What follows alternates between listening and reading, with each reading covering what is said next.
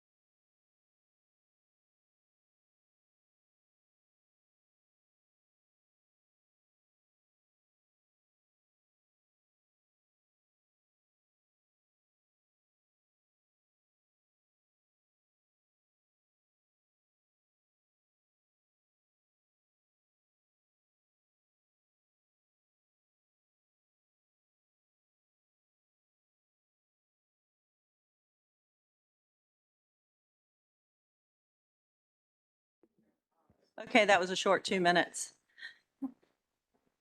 I would like to call this meeting of the Rockingham County Public School Board to order. First item on the agenda is to approve the agenda. Do I have a motion to approve the agenda? Okay, I have a motion. Is that a second? Yep. A second? Awesome. Is there any discussion? Hearing none, we'll vote. All those in favor of approving the agenda as presented? Aye. Aye. All those opposed, same sign. Motion carries. Next thing on the agenda is the Pledge of Allegiance. Will you please remove your head coverings, stand and join me in the Pledge of Allegiance. I pledge allegiance to the flag of the United States of America and to the republic for which it stands, one nation, under God, indivisible, with liberty and justice for all.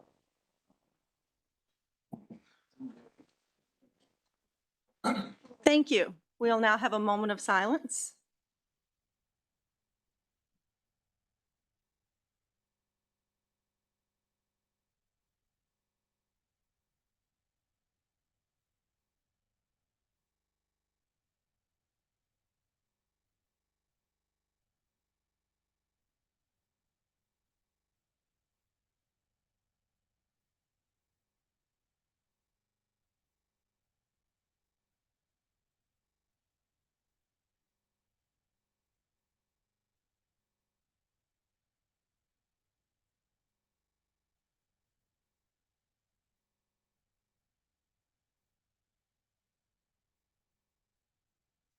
Thank you.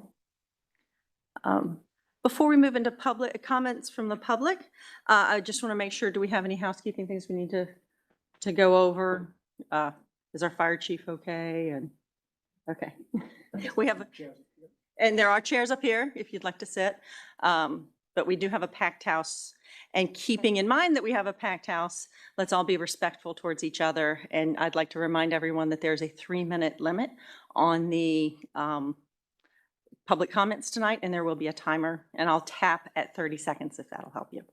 Okay, anything else? We're good? Oh, except I need to tell you why I'm not Dan. Dan Breeden, our usual our chairman, is not here tonight because he is celebrating his anniversary with his wife, and they are out of town. So we'd like to congratulate him on his anniversary, and I have to apologize that you guys are stuck with me tonight.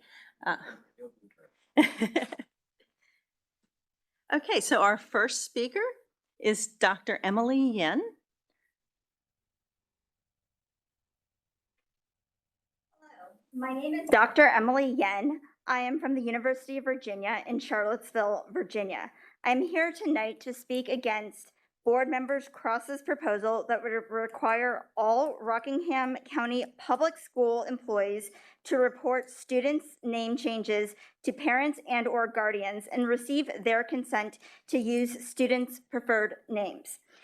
There's quite a bit of empirical evidence to suggest that the implementation of this policy would have a deleterious impact on students' well-being as well as their academic performance.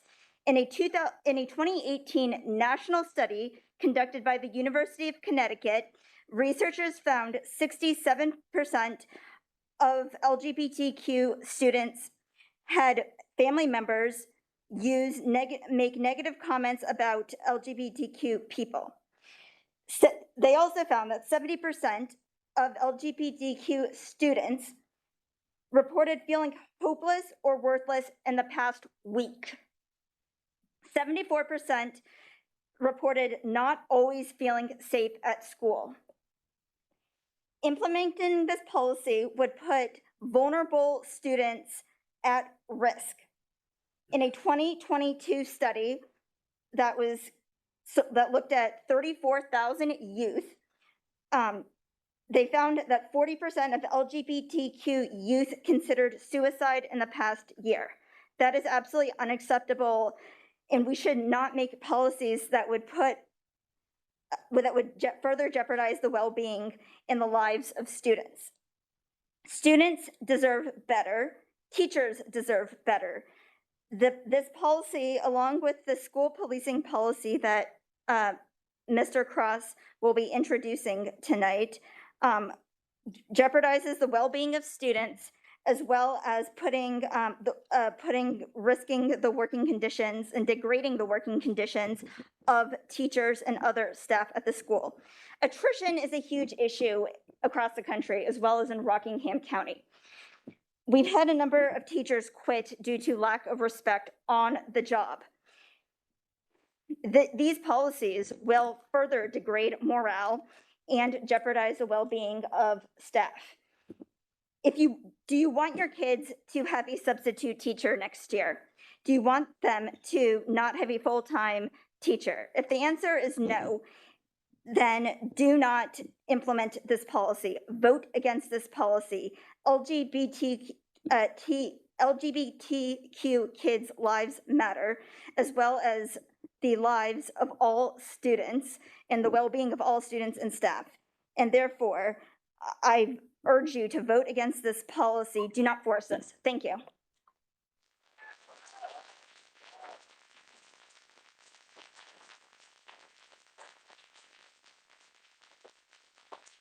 Okay.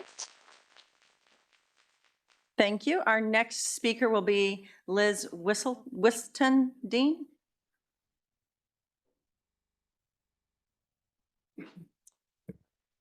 My name is Liz Whiston Dean, and I've been working in public education for nearly 30 years. I'm also a parent. Even though this is a public school system, the following scripture may be instructive. Matthew 7:15 through 20. Jesus does not speak here about sexual orientation or gender identity. What he talks about is wolves in sheep's clothing. And then he defines trees by their fruit. A good tree bears good fruit. A bad tree bears bad fruit. This is an excellent test for good policy. Any proposed policy must be measured by its potential results. We don't have to imagine these potential results. The data is out there and readily available. The fruit of this policy at its least dangerous is a waste of teacher and administrator time. Remember when we worried about hats? No hats in school was just a cultural standard, had no bearing on education. Teachers and admin have better and more important things to do than policing hats. They also have better and more important things to do than out students to parents who may or may not be supportive of their students' identities. If schools are safe places, students can use their names with caring adults at school and then with their parents in their own time as their confidence grows. This is developmentally appropriate. Another fruit is increased bullying. Teachers modeling disrespect for students' indicated names and pronouns gives students license to do the same. Gay and trans kids have enough trouble from unkind peers. They do not need teachers modeling how to be disrespectful. Increased truancy. Data indicates that when people are affirmed by institutions, they are more likely to remain connected to those institutions. The opposite is also true. We need students to be in school for them to learn and grow and prepare for their futures. Increased self-harm and suicidal ideation. The already high rates of suicidal ideation among gender nonconforming kids increase exponentially when homes and schools are not affirming. One caring, affirming adult can make all the difference to the literal survival of a trans kid. Forbidding basic respect for our students is irresponsible and dangerous. Schools are designed for our kids' safety and growth and thriving and learning. This proposed policy is not educational, and it goes against the mission of Rockingham County Public Schools. Implementing it despite the dangers would be irresponsible and put vulnerable students at risk. Thank you.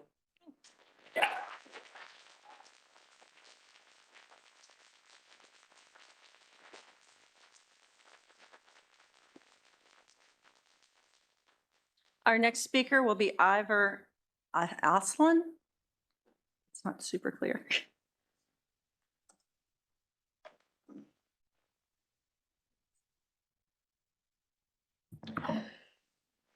Good evening. My name is Ivor Aslan. My pronouns are he, they, and I'm a transgender man from Broadway High School. And I'm here once again speaking in opposition to the parental notification policy, which could out closeted transgender kids to their parents.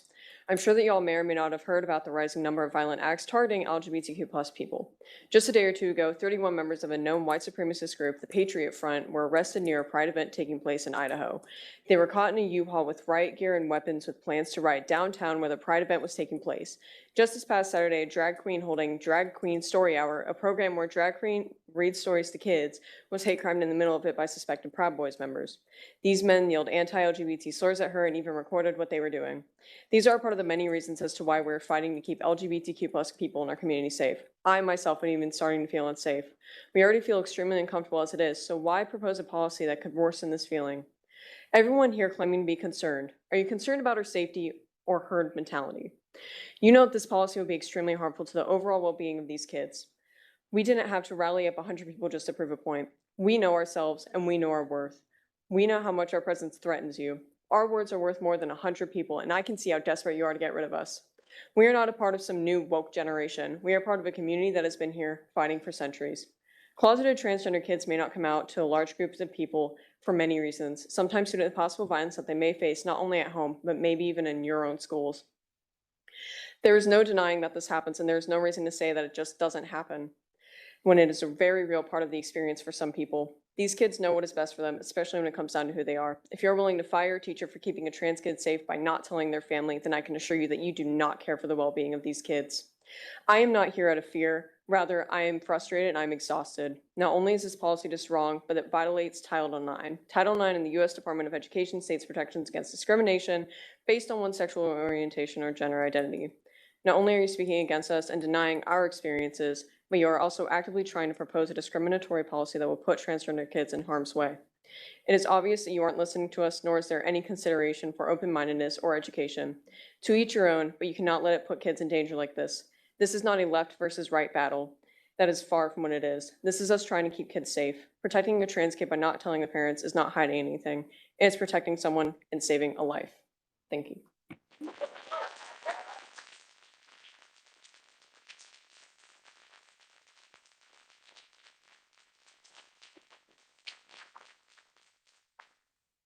Our next speaker will be Cal Rhodes.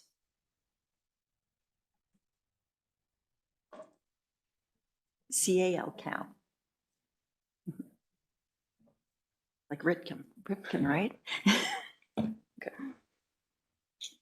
My name is Callum, and I use he, him pronouns. I'm here to speak in opposition of the policy to out transgender kids to their parents. I'm exhausted from having to continuously fight for my rights and not be heard. You do not care what the trans students are saying to you. You don't realize how much calling trans kids their correct names means to them. I'll give an example. Even with parent permission and permission from my principal at Broadway High School, at graduation last Saturday, I was dead named by the announcer on purpose. The email my parents received from the principal to apologize for this was still dead naming and misgendering me. I cried on the stage not because I was graduating, but because your schools truly never have supported us and they never will. My graduation was ruined because one lazy transphobic teacher. Nothing can or will be done about this because no one actually cares. I did not tell my parents about me being trans until a couple weeks ago, but I was out of school for 2 years before. I don't regret it one bit, and I know the teachers who do support me don't regret it that either.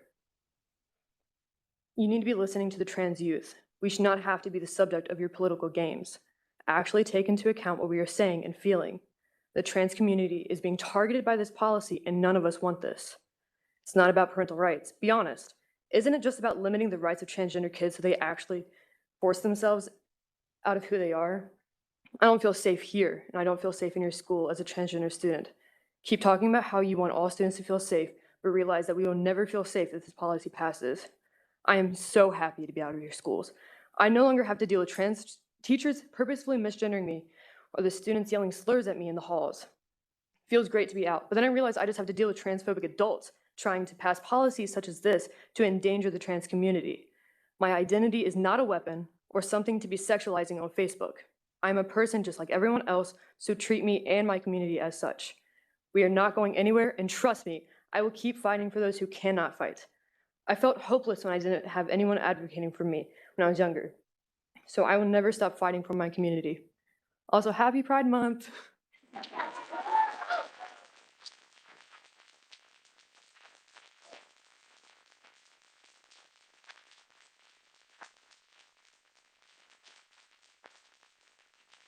Our next speaker will be Amir Snipe.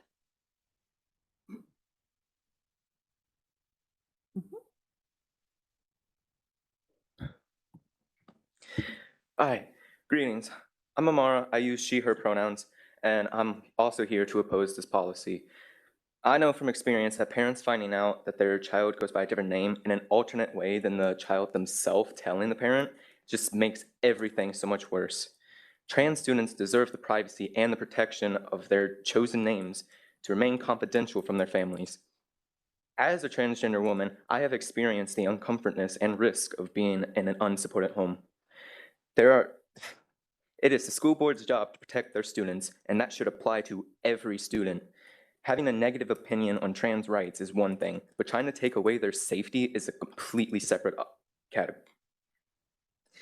Every person in the US has the right to express themselves and shouldn't be put at risk for doing so. When a student comes out to their family, the next steps are never certain, but a million possibilities that could happen to them. A study by the Williams Institute states that up to 1.6 million minors experience homelessness every year, 40% of which are in the LGBT community. The same study states that 43% of them were forced or kicked out. Another 32% would face physical, emotional, or sexual abuse in the home. That is only for the students that chose to come out. If this policy passes, many more minors will be kicked out, assaulted or abused, and possibly even killed. This is not a matter of opinion, but a matter of life and death for all trans students. I have never been more certain of anything in my life than I have been with my identity, and I will support and defend everyone within the community. I will not stop fighting this policy until the idea of it has simply been erased. Even then, I will not stop fighting against the policies and the people that are transphobic. Thank you.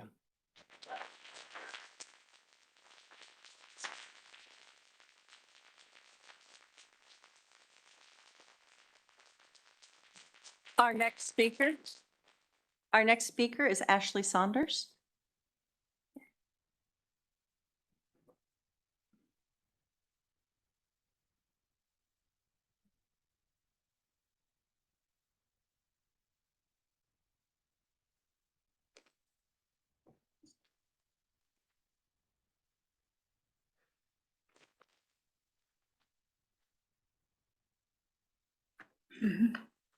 My name is Ashley Saunders, and I'm a mom of two in the Broadway school system, and I pretty much feel like everyone in this room knows that. Tonight, there's going to be a lot of discussion about parents' rights. But what we are forgetting is that students also have rights, and students have a right to privacy, especially when information will put them in danger at home. And we need to believe students when they say, if my parents know I am trans or queer, my home is not safe.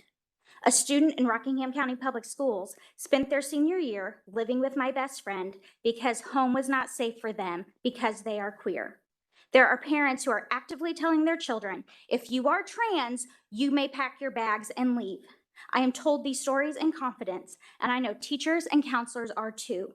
So before you make assumptions about what keeps a student safe, I suggest you reach out to school counselors and ask them about the experience in Rockingham County Public Schools. A parent has a right to choose how they parent their child. They have a right to create a safe environment to come out in, to create a home where your child trusts you with their big and their little stuff. It is your right to choose if your home is a soft place or a continuation of a hard world with no room to breathe. That is a parent's right. Creating fake fear and outrage against trans and queer students will not make our schools safer or add to any value to our community. But what it will do is put students and families in crisis mode in an already cruel and unforgiving world.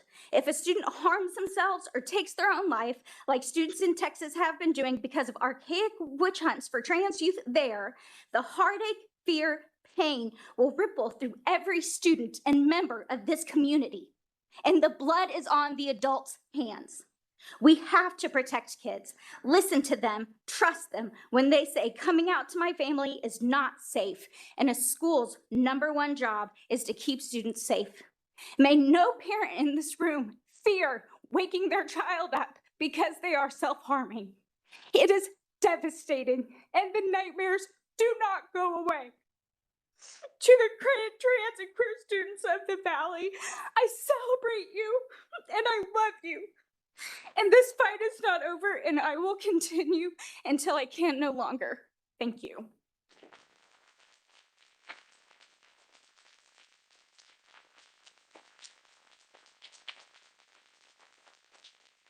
Our next speaker is Marvin Weaver.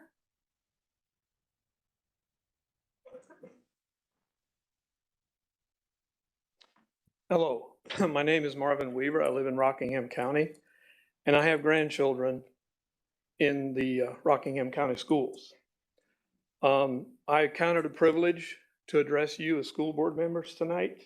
It's a privilege, and we appreciate it. I see the school board as gatekeepers, all of you. You're a member of that. When that gate is opened or closed, to whatever wants to come in and be taught in our schools, you're the last line of defense. Having said that, I have a few grave concerns about what is being pushed, especially these days, like a freight train coming down a track. And I'll address them now. CRT, critical race theory. I've read up on that. And in my opinion, it promotes racism, divisiveness, and hatred. It does not foster goodwill toward our fellow man. Transgenderism and other sexual sin that I call sin, it'll bring utter confusion, polluting the mind, soul, and heart of our children. Parental rights and responsibilities, and along with that goes parental notification. This is not negotiable to us parents. It is not negotiable. Children belong to their parents. And as long as they are law abiding, they should not be infringed upon. We will never give that up. It is given to us by God. It is unthinkable that our government would attempt to undermine this, yet here we are. I would leave you with something that's not my opinion. It's actually a quote from somebody that said it about 2,000 years ago. None other than our Lord and Savior, Jesus Christ. And I'll read it so I don't mess it up. It's in Luke 17, verse 1 and 2, if you want to look it up later. I quote, "Temptation to sin are sure to come, but woe to the one through whom they come. It would be better for him if a millstone were hung around his neck and were cast into the sea than that he should cause one of these little ones to sin." Unquote. We have been warned. Thank you.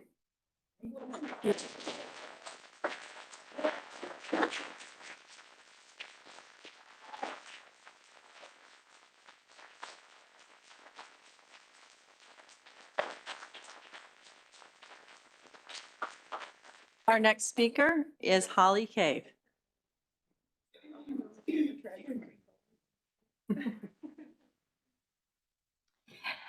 My name is Holly Cave. I have 4 school-age children. My husband and I live in District 5, and I'm probably going to sound like a record player, a broken one, and I'm probably not going to say anything tonight that you haven't heard before, but what I am going to do is continue to be a voice for what has been referred to in the past as silent majority, but that is definitely changing, and it really seems only fitting that tonight that I speak for my district, which is District Number 5, since my board member is not here. And so tonight I'm voicing support for the proposed policy from Matt Cross. We have told you over and over and over again that we want to know, parents want to know, they have a right to know if their child is going by any other name or identity other than what was given to them at birth. We want to know, and we have a right. We've told you over and over again that we don't want children of the opposite sex in the same bathrooms together. We did not want masks on our children. We don't want critical race theory in our schools. We don't want Marxism taught. We don't want socialism taught. We don't want it taught in history and social studies. We don't want it disguised through social emotional learning. And we don't want gender identity talked about in English classes. We don't want you turning our children into activists who don't even know the cause that they support. We don't want drugs. We don't want tobacco. We don't want vaping. And it is running wild in our high schools, especially in District 5. I'm sure in all of them. And we want school resource officers in all of our schools. And it's not negotiable. And I wanted to add, when we give numbers, or when people give numbers on, statistics about the LGBT community and their suicide rate and things like that, data is a lot like science. It's always changing. Most of the time it's skewed, and it's never absolute. There's actually only one thing that's absolute, and it's not science, it's not data.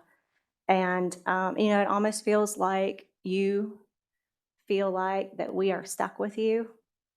And so you continue to do whatever you want, and you don't really listen when we get up here and speak. But in reality, we're not stuck with you. You are actually stuck with us.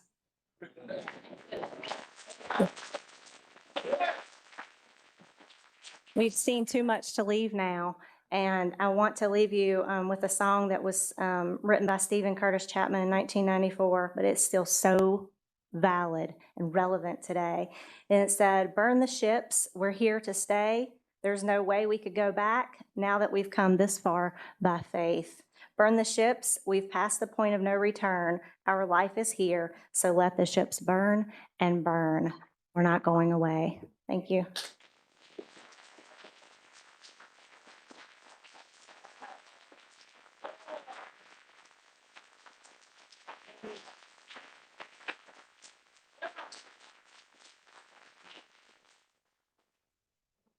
Our next speaker will be Dan Garber. Good evening. My name is Dan Garber. I'm a pastor of a local church. And as was mentioned earlier, children deserve better, teachers deserve better, but I'm here tonight to say that parents deserve better. I don't know how you or anyone like you could assume that you would not inform parents of such a major decision. It is our right as parents. It's a God-given right. We bring our kids to your school, and your job is to educate them, not indoctrinate them. It is your job to raise them up in reading, writing, and arithmetic. And all this other stuff, it's going to sort itself out. But as a parent, I'm saying to you and a grandparent, parents deserve better. Now, my name is Daniel. Some people have called me Danny, and some have called me Dan. There was no question that I was a man and that I was using my parent and God-given name. But if I show up at school and my name is Cynthia, and all of a sudden I want to be Bob, parents should know that. And for you to assume that they shouldn't is a grave mistake on your part.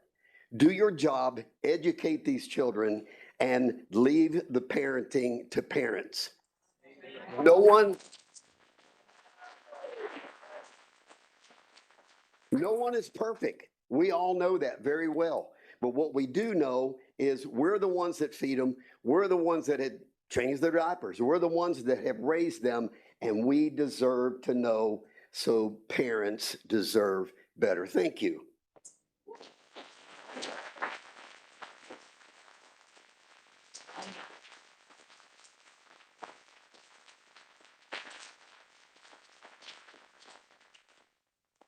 Our next speaker will be Dr. Shannon Tierney. Did I say that right? I don't think.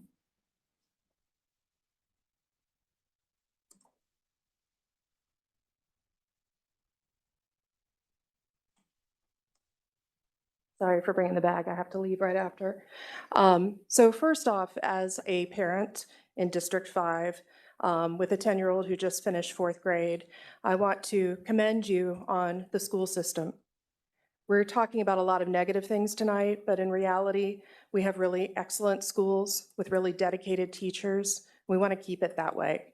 I want to keep my 10-year-old so excited about school that he says, wow, this year really went by fast, and today I feel like I should be doing math. So if anyone wants to give him math problems, that'd be great. So as a physician, I just want to lend my voice to the importance of gender-affirming care. Tonight, we're talking about gender-affirming care for trans and queer kids, but in reality, it's something that exists all through the spectrum. I'm a breast cancer surgeon. When my patients get reconstruction, that's gender-affirming care. And although I guess some people doubt the validity of the scientific method, which makes it even funnier that we're talking about that with related to a school. I mean, it's kind of hard to completely dismiss an entire subject within the school system. But the very rigorous, peer-reviewed studies have shown that gender-affirming care saves lives. It prevents suicides, it prevents violence against children, and that's what we're trying to do. We're trying to keep kids safe. There is nothing restricting parental rights by respecting a child's concern that they may be at risk. If a parent is doing the right job of parenting, that child's not going to feel uncomfortable sharing that information. So if the concern is that your child's not coming to you, it's not the school to blame. That's it.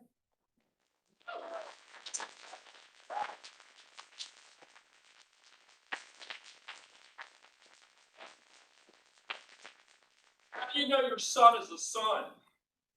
I'm just curious. Our next speaker will be Jack Dixon. I don't know, but you know what? I love it regardless.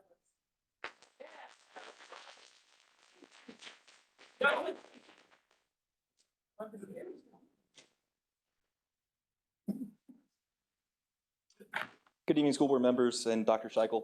My name is Jack Dixon. I'm a lifelong resident of the 5th District. I'm a graduate of the Virginia Military Institute and most recently obtained my master's in public administration with a focus on public safety from Norwich University.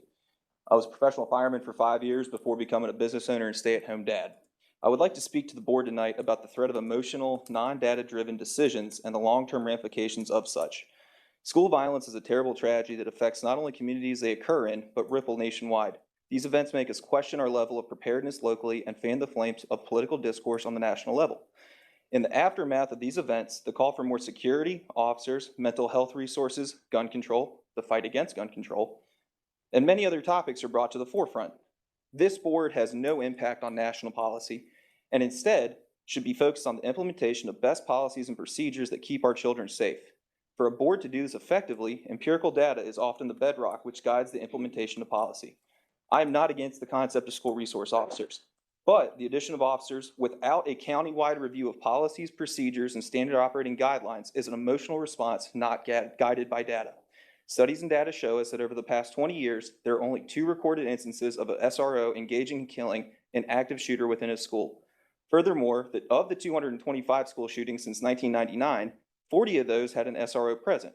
If nearly 40% of the time a shooting occurred with an SRO present, and this happened in both Parkland and Uvalde, instead of throwing more money at the problem, money that is coming from a county that traditionally does not like when its tax rates go up, what we need to do from this, what we do know from this data is that the immediate response by local agencies show a lackluster tactical and a breakdown of the National Incident Management System and Incident Command System. At Parkland High School shooting, it took almost 3 hours for a unified command to be established between the 4 operational jurisdictions that were going on within that community. Because of a failure to properly triage patients, the closest hospitals were swarmed with non-life-threatening injuries, causing more critical patients located further in the school to divert to further hospitals away, impeding their level of care. Bleeding control devices were not stored on ambulances and in the school at the level that was required for the amount of casualties. So stop the bleed kits, tourniquets, hemostatic gauze, stuff like that. What I ask this board to consider when evaluating the need of hiring, training, retaining, and ensuring of additional SROs is what other methods, practices, and means could instead be employed to secure our schools Instead of the obvious, easy, knee-jerk answer and a pat on the back for a good job, we should consider a thoughtful analysis of our system and what parts do we already have in place and additional fiscal responsible solutions are available. Thank you, Mr. Dixon. Our next speaker will be Zoe Mongold.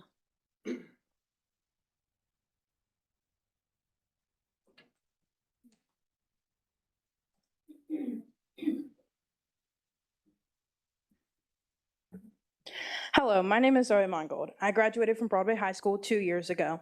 Last school board meeting, I stood up here on behalf of everyone in our schools that has experienced sexual assault. I felt that all of you were only hearing what you wanted to hear, that the safety of our children isn't as important as long as they're getting an education. None of my speech at the last meeting was about social media at all. I never mentioned what happened at Broadway. They were all real accounts of sexual assault that have happened within the school. Since we cannot rely on you to solve these issues yourself, I decided to give you some solutions today. Every 92 seconds, a person in the United States is sexually assaulted. Every 9 minutes, that person is a child. There are actions that we can be taking to teach students early on, such as no means no, getting consent for things like hugs, and safe and unsafe secrets. We can teach these subjects to young kids by reading them books, doing activities such as creating a safety network, practicing saying no, and helping the children recognize the physical signs of not feeling safe. Teaching teenagers about sexual assault is much easier. When students reach the appropriate age to begin taking sex education classes, they should be taught immediately how to ask for consent and why it is important to get it, what healthy relationships look like, and explain sexual agency and subjectivity. Sex education solely based around abstinence does not delay sexual initiation or reduce sexual risk behavior. In fact, these programs violate adolescent human rights, withhold medically accurate information, and reinforce gender stereotypes. A culture of sexual violence starts by failing to address the small things, such as catcalls, sexist jokes, and demeaning language. Tolerating this behavior opens the door for more abusive behavior. When a student discloses harassment within the walls of your school, you should be listening, validating them, and not minimizing, blaming, or shaming the victim. If you fail to address that these are problems within the schools, I will have to be in touch with someone of higher authority. Thank you.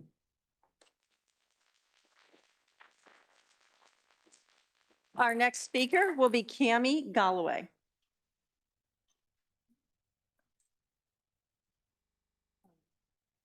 Yeah, I'm Cammie Galloway, and I have grandchildren that are becoming of age to attend Rockingham County Public Schools. That's not my choice, whether they do attend or not. That's their parents' choice, and I affirm their parents in their decisions. But I think it's important for you to consider as a board what those decisions might be, as parents have to face what is going on in the school system. So I just want to affirm that I agree that all people are important, they matter, they should be respected. And I want to also agree that we don't need to be indoctrinating kids with things that that will be confusing for them, that may lead them into thinking processes that are going to cause them to think hopeless thoughts, that are going to cause them to feel unsafe. I don't think we should be doing any of that. I think it would be much better if we are clear to acknowledge that they're created just fine the way God made them. And He does good work, and He has gifts inside of them for them to bless the world with as they are created. And we all have grown up, and those of us who have grown up have probably faced things that made them feel like they didn't like things about themselves at various times in their life. That's kind of a normal process. But as we grow up in a community that acknowledges we're okay to be who God created us to be, then we should be able to speak respectfully. We shouldn't be forcing other people to speak to us certain ways either. And we shouldn't be keeping anything from parents about children that may cause them to feel like self-harming, may cause them to feel suicidal. We should be respecting those parents as parents that need to come along their child and help them think thoughts that are going to help them be healthy adults. We don't need to be letting children act like cats in school. We don't need to be encouraging children to be anything but adults and mature people that can get their work done and be productive in society. We're spending way too much time talking about sex and way little time doing the things that we need to do in our schools to prepare people to be adults that can function, that can give quality work to their employers, that can lead businesses, that can help this world be more productive. So I just would like you to consider helping the children have a healthy mindset and helping our counselors to also be able to counsel them to have mindsets that are help them thrive and help them think healthy thoughts. So thank you.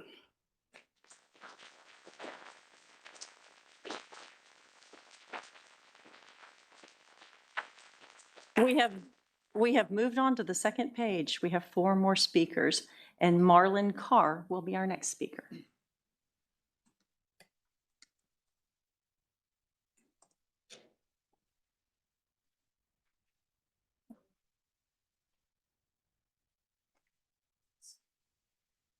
CARR. Hi, I'd like to take time to thank each one of you all for what you all do for our school system, Dr. Scheiko, and each one of our board members here. I brought a suggestion to the board member of our area last week, and I wanted to bring it to y'all's attention, the public's attention. I think resource officers are great, but I think it would also be helpful if we had like a safety personnel like some colleges have in our area. And I'm a bus driver. My name is Marlon Carr. I'm a bus driver. I drive for Mountain View Elementary School. Excuse me. As bus drivers, lots of times we see situations, we refer to the principal, to the counselors, and it can be addressed before it becomes a disaster. And I think an approach like that of working with the students can sometimes resolve problems. As a prior military, being in combat situations, we need law officers and resource officers there in situations. But I think if we worked with this with the safety personnel in every school, it would be something that would be very beneficial to our schools. One thing I brought up to our board member also, as school bus drivers, we pick your children, our students up at 7 to 8 o'clock every morning. We drop them off at school at 8 o'clock. It would be something, we have a very shortage of bus drivers right now. If a safety personnel could be a part of their contract, could be added on to some of the bus drivers that would volunteer for that have the qualifications, it would also create a little better position for bus drivers and de-escalate the problem of shortage of bus drivers that we have in our community right now. But those are just some suggestions. One other thing I would like to see is in prior military experience, if there was a situation in Rockingham County Sheriff Department, Virginia State Police were reporting to that situation, it would be nice to have green zones, blue zones in a school type of thing. So when the radio call goes out, those officers already know in their mind where they're going basically, and it kind of saves time. The last disasters we've seen has been a slow response to take care of the problem. And that's just a safety thing I think from prior experience would be nice to have in place. And I thank you for your time. Thank you for all y'all do. We appreciate it. Thank you.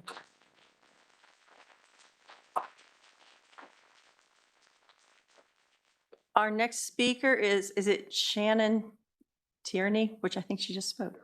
Is there Shannon Timey? Okay, hey, that's one less. Last call for Shannon. Okay, Mark Flanders. It's different handwriting, so it's very confusing. I wanted to just put a little perspective on tonight's conversation. When we talk about parental rights, we have to sign a form so that our kid can take an aspirin. We have to sign a form so that we have to give permission so our kid can board a bus to take a field trip across the street, okay? We have to, we had this discussion about masks, and it turns out the court said parents have the right to choose, right? And the law says that a child, no matter what a parent does, can't consent to sex. They don't have that ability, right? They can't sign contracts. There are things that they can't do, that parents must consent for their children, or in some cases can't consent. Nobody can consent for a child, right? So I just wanted to put that in perspective, that if we need to consent for our own children to take an aspirin, we certainly should be involved in the decision if they're going to change their gender. Second, gender ideology is just that. It is an ideology. It is a belief. Some people believe that girls can become boys. I do not. Okay? We can all have different beliefs. I don't ask you to affirm mine. I don't need to affirm yours. You can believe what you want to believe, and whether or not I affirm it doesn't make it unsafe for you, just like I am not unsafe because you don't believe the same things that I believe. Okay? So that's my third point, is that a home where the parents don't believe that a boy can become a girl or a girl can become a boy is not automatically an unsafe home. Now, I don't doubt that some of these kids face very difficult situations, that they are bullied, that may even happen at home, and that they may suffer even physical abuse. But that's not at my home. And that's not at every home. And we need to be careful about throwing around the word unsafe, okay? Unsafe means unsafe.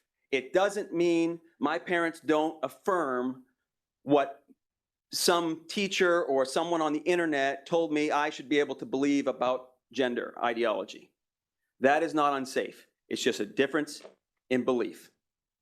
So I just wanted to put that in perspective, that we're going down this road of basically saying, parents, if you don't believe the way the school thinks you should believe, your kid is automatically unsafe, and we'll parent them how we see fit. And that is not okay, and we will not let it happen.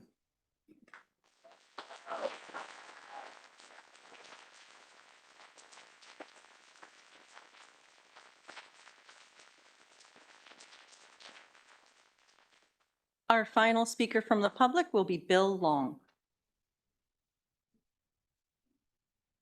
Hello, yeah, I'm Bill Long from Rockingham County.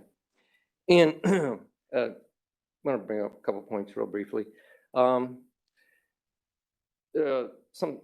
statements have been made regarding the non-disclosure of choices that students are making in schools, and saying that that the schools are not hiding anything. Well, that's a patent falsehood. I mean, if you're not disclosing things, that's just a lie. Number two, the term science has been invoked here. I have a master's in biology. I can tell you affirmatively that science says that XX chromosomes, that's a female, XY is a male, and it doesn't matter what organs you cut off or what hormones you take, you're not going to change your basic biology.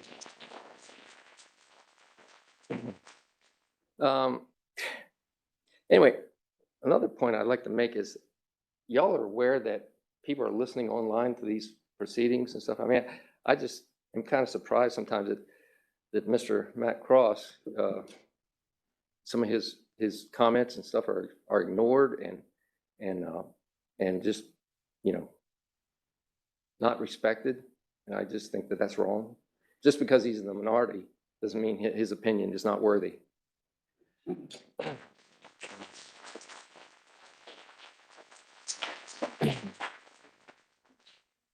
And this is a little bit of a different one. I'm meeting with the governor on Friday, with a few other people, but I'm going to bring up this idea. Yeah, in Israel, there's no gun violence. All the teachers are armed, and I know that's not palatable. That won't go over here, but I don't see why. You know, we got all this money for marble floors at Bluestone School, and you know, why we can't give the teachers a taser. Taser doesn't kill anybody, or at least a pepper ball gun. You know, render these guys unconscious long enough to grab the gun from them. Anyway, that's all I got to say.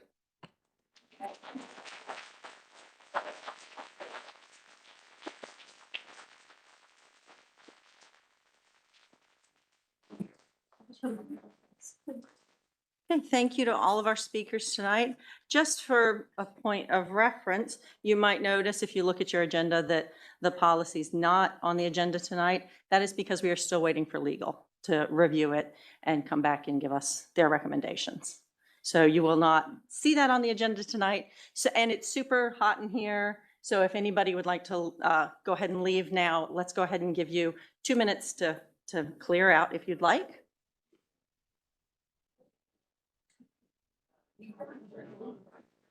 Maybe not 2 minutes, maybe like 30 seconds.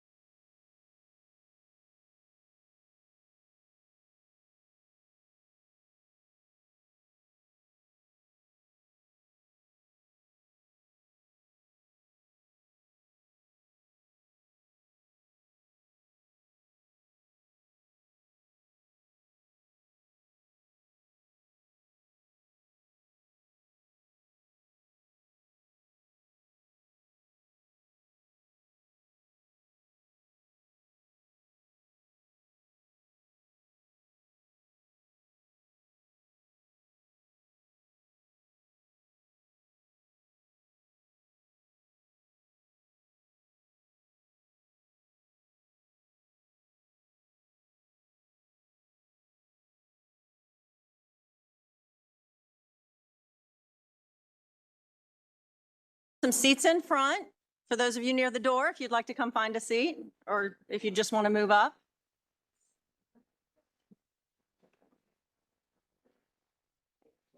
And we will be getting back in 15 seconds. 10, 5, that might have been quick. 4, 3, 2, 1. Okay, welcome back. We're going to move on to board member highlights, and we're going to start with, let's start with Mr. Cross. Thank you, Ms. Lohr.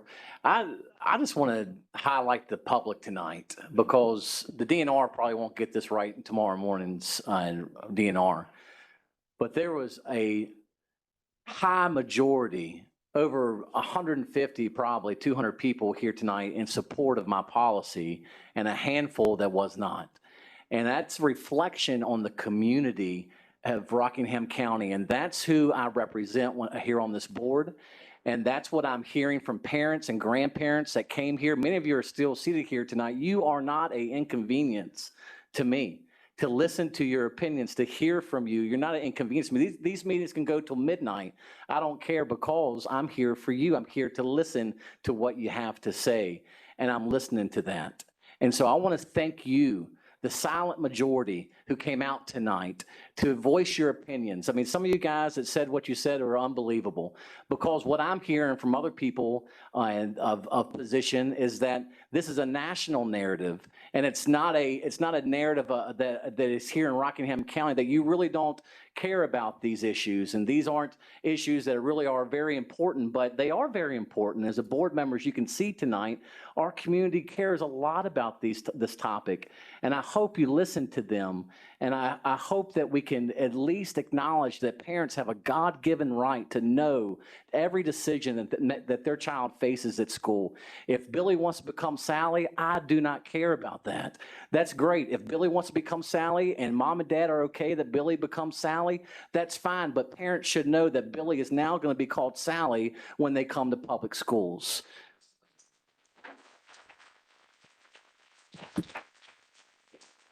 And so I'm not transphobic, homophobic, racist, all the things I've been called since I ran for public office. That's not who I am. I was never that until I took this position or even ran for this position.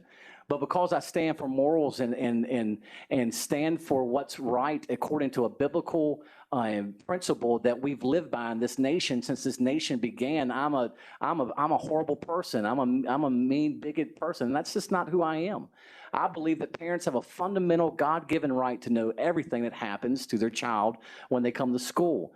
And that's what we heard tonight. That's what we heard from the parents tonight and grandparents tonight. Some of the things you guys said, I love the Mr. Marvin Weaver, you said, this is not negotiable. I'm glad you said that. It's not negotiable to me. Mr. Dan Garber said, leave the parenting to parents. What a great quote that he said tonight. These are all quotes that I'm sure won't make the DNR tomorrow, but these are all things that care to you in the community and things I'm listening to. So I want to highlight you, the community of Rockingham County that came out tonight. And I want to say thank you, because this was something that was spoken to me that said this is not this is all about a national narrative. And I can tell tonight, this is not a national narrative. This is something that you care about. This is something that you care very highly about. So thank you for coming out tonight. Thank you for sharing your opinions. I don't think that you're dangerous because you share a different opinion than me, and those who come forward that share a different opinion of me, like Mr. Flanders said tonight, we can have a difference of opinion and still walk away and be friends.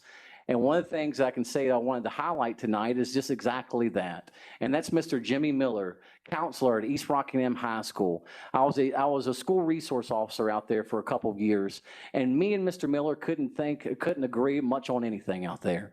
We couldn't agree on abortion. We couldn't agree on many topics that we talk about tonight. We couldn't agree on a lot of things. But you know what? Me and Mr. Miller are some of the best friends. We can talk about issues. We can have heated conversations, but we can leave the table and knowing that, you know what? Mr. Miller is a good man. I like him. You know, down to earth, he's a great guy. And I hope that he can say that about me, that he can say, you know what, I don't believe a lot of what Matt has to say, but you know what, down deep, he's a decent man. And we don't have to be enemies, and we don't have to call each other names, and we don't have to label each other as white supremacists and racist, homophobic, transphobic people. We can just say we have a difference of opinion, and we can agree to disagree, and we can walk away from the table, and we can be decent human beings. And that's what I saw here tonight. I didn't see people in the community here calling one another transphobic names and slurs. Thank you for being respectful tonight. That didn't even cross my mind tonight. We didn't need deputies here at this meeting tonight, but why? Because the majority of those are here are law-abiding citizens. And I appreciate that. That's been my experience living in Rockingham County. So thank you tonight for coming out. Thank you for speaking tonight. Thank you for standing up for your children and for your grandchildren. And thank you for taking part in their education. God bless you, and I appreciate you coming out tonight.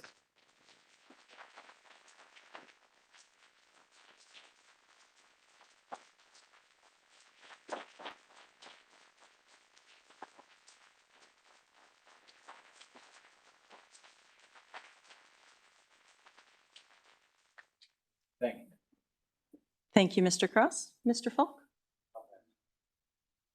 Dr. McQuilkin? Thank you, Ms. Laura. At the beginning of springtime, I should say at the end of April through June, this has been an extraordinarily busy time in our school division. We've had FFA banquets, and we've had recognition ceremonies, and we have had a lot of activities, but it's all been good. It's all recognizing our students and our faculty, and we're really glad to be able to participate. So from the last board meeting to this board meeting, we had the recognition of the retiring central office administrators, and we've had some wonderful graduations. We started out with Massanutten Technical Center, followed by East Rockingham High School, Spotswood High School, TA. And for those of you who are wondering, at 9:58, the rain stopped. And at 10 o'clock, everybody processed out, and TA had its graduation on the lawn in the grass, as usual. And so it's just been a wonderful, joyous time this spring, and we thank everybody for coming out to join us. Thank you. And then I'll go, and then you can cover all the stuff that I forget. So one of my super big highlights was that I was invited to go fishing with the 8th grade class, FFA classes, ag classes at Hilliard Middle School. And if you've talked to me at all this year, you know that I've been really concerned about, especially our 8th graders.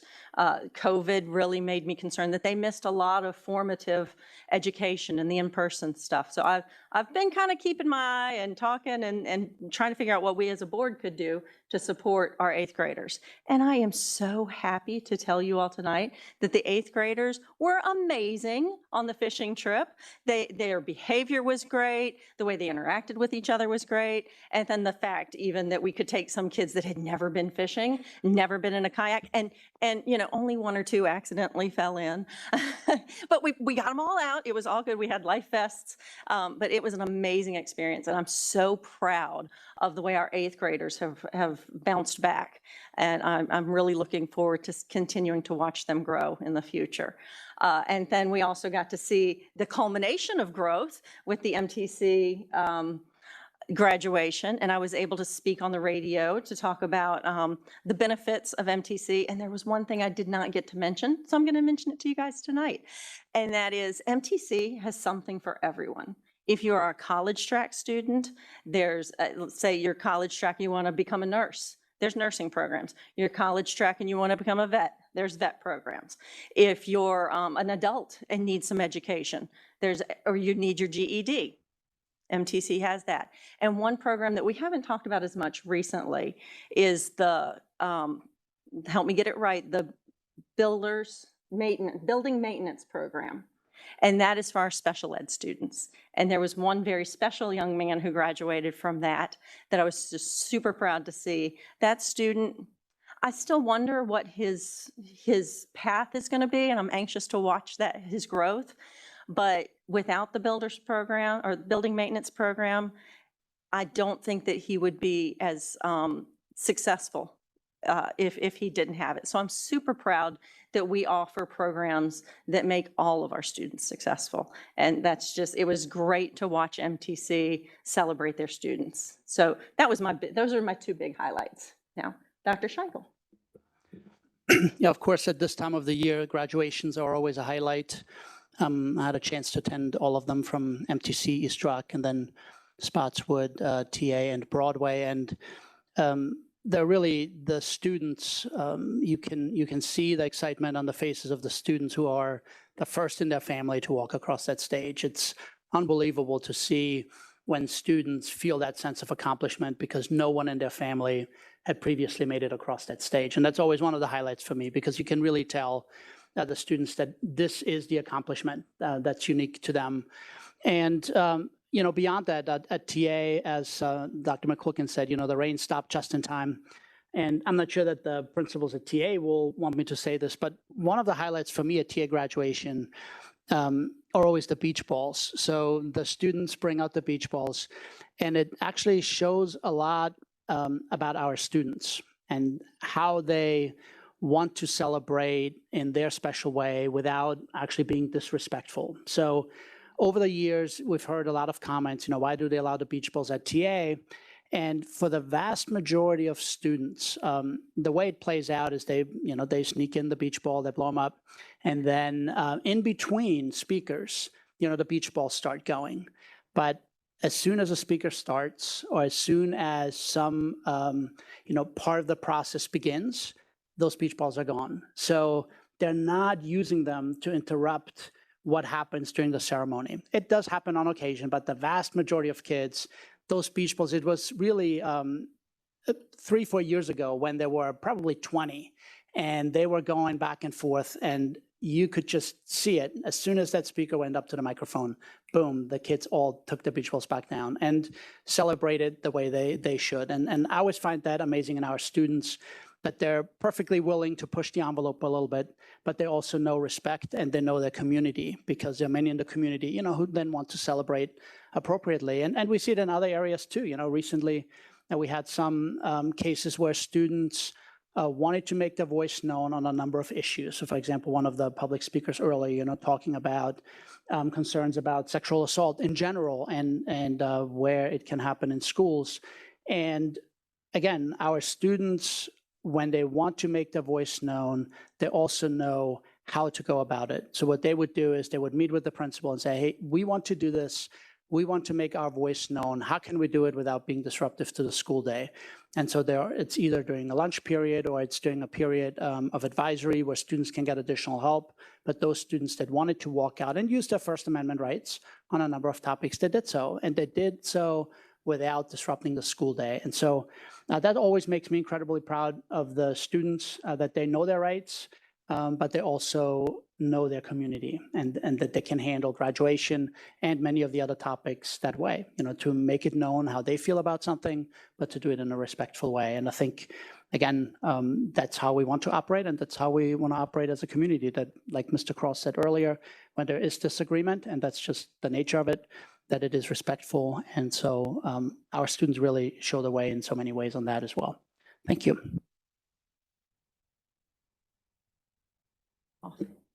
Thank you, Dr. Scheichel. We will move into the action items portion of our agenda. The first item on the agenda is the May minutes. And who knew they were so exciting? Do I have a motion to accept the May minutes? I move that we approve the minutes of the meeting of May 23rd as presented. Thank you, Dr. McQuilkin. Do I have a second? Thank you, Mr. Cross. Any discussion? Hearing none. All those in favor? Aye. Opposed, same sign. Motion carries. The minutes for the June 4th retreat. Do I have a motion to accept the June 4th minutes? Second motion to accept the minutes. Thank you, Mr. Cross. Do I have a second? Second. Thank you, Mr. Falk. Any discussion? Hearing none. All those in favor, say aye. Aye. Aye. Opposed? Motion carries. Next, we have the bills and mileage. They are included in your packet. I recommend review. approval of the bills and mileage as presented. Do I have a motion?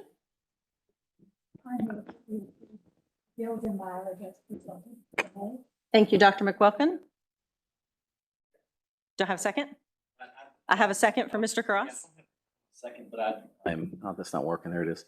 I just have a few for, Miss Math. Well, hold on, Okay. before discussion. Okay, It's second. So, Okay. Do we have a second? Second. Second. Okay, Mr. Falk, thank you. Okay, now, is there any discussion? Thank you for teaching. Always learning. Come to an FFA practice, so they will teach you. Miss Mass, I just have a few things we can get back with me on this, and that was looking through the bills and stuff today. There was a privacy curtain we put in, I guess, at Lacey's Elementary for $650, and we trapped a skunk at Linville Edom, it looks like, and we had to pay $620 for that skunk. So I'd like to find out a little bit more about that. We paid a speech pathologist in April $8,106.32. I'd just like to have a little bit background on that. And then I don't know if Mr. Scheichel can answer this one tonight, but we paid CSB early intervention $39,370.87. Do you know what that is? Yeah, so early intervention counselors are what used to be crisis counselors before the Great Recession. And so when we brought those counselors back, the terminology for them is early intervention counselors. And they actually are not RCPS employees. They are employees of the Community Services Board.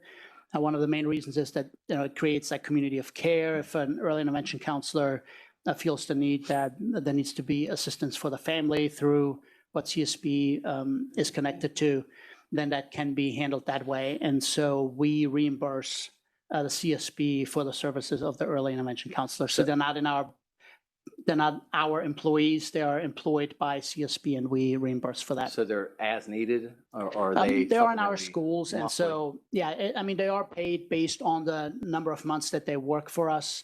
So they're, they work other times at the CSB, but we pay for the services they provide in our schools. But they are stationed during the regular school time. They are stationed in our schools at the middle and high schools, and then they have a certain time that they work. But again, sometimes, for example, if we have a break, during spring break, they're not in the school, they may do other work. And so we reimburse on in just periodic increments. So is this like on something we pay on a monthly basis? I just didn't see. I don't know if we pay it on a monthly basis. I think we do. And so it's But that, yeah, that's Okay, paid all directly right. back to CSB. And so that's not for one early intervention counselor. Right. I understand the question. And by the way, you had asked questions previously, and we talked about putting bills gonna ask that next. online. Yep. And so we're working with county staff to make sure that, because oftentimes there's simply a bill that comes and, when we talked about the lobster, for Lobster. example, that's right. It was simply what MTC Culinary Arts had purchased. And so the explanations could be written, knowing that these are going to be posted and that there may be questions. For Right. that explanations are written, culinary clear. arts purchase, Right. MPC, rather than simply saying lobster. And so when staff have the actual receipt or a bill, that it's not just, picking two or three things, Awesome. but kind of writing it in a way that's also for the public to understand. So, because otherwise you raise so many questions Yeah. simply because So that's- you have no way of knowing what that really is. And so your question and the request to post these certainly has led to these conversations, as we talk to accounts payable at the county. Absolutely. The transparency to the public would be no great question in about this, to be able to just have it up. They have questions, they can call. Right. But But we don't want to have to answer 600 questions, I've got a right? question about a skunk, and I want to call 600 for a skunk, That's but we can look into that Yeah. and find out. But no, I just think the transparency to the public could be. I don't see this as it's just good. Sure. Just good. So thank you. Yep. Okay, is there any further discussion? Any further questions? Good. No. Okay. All those in favor, please say aye. Aye. Opposed, same sign. Motion carries unanimously. Field trips. Dr. Scheichel. We have a number of field trips for your approval. FFA State Convention, June 27 through 30, 2022, from Elkton Middle School. Maximum of 10 students to Virginia Tech and Blacksburg. Broadway High School FFA Leadership Camp, July 12th through the 15th, 8 students to Grace Mountain Lodge in Syria, Virginia. FFA Officer Retreat, August 3rd through the 4th, 20 students to Highland Retreat in Burkton. Both of those are Broadway High School. And then Spotswood High School, one act to the International Thespian Festival. So we've heard presentations about that before. That's a major accomplishment for the one act troupe. June 19 through 25, 30 students to Bloomington, Indiana. And I recommend approval of those field trips. Great. We have a recommendation. Do I hear a motion? I move that we follow the superintendent's recommendation regarding field trips. Thank you, Mr. Falk. Do we have a second? Second. Did we end up paying for that bus for the Spotswood? Do you know?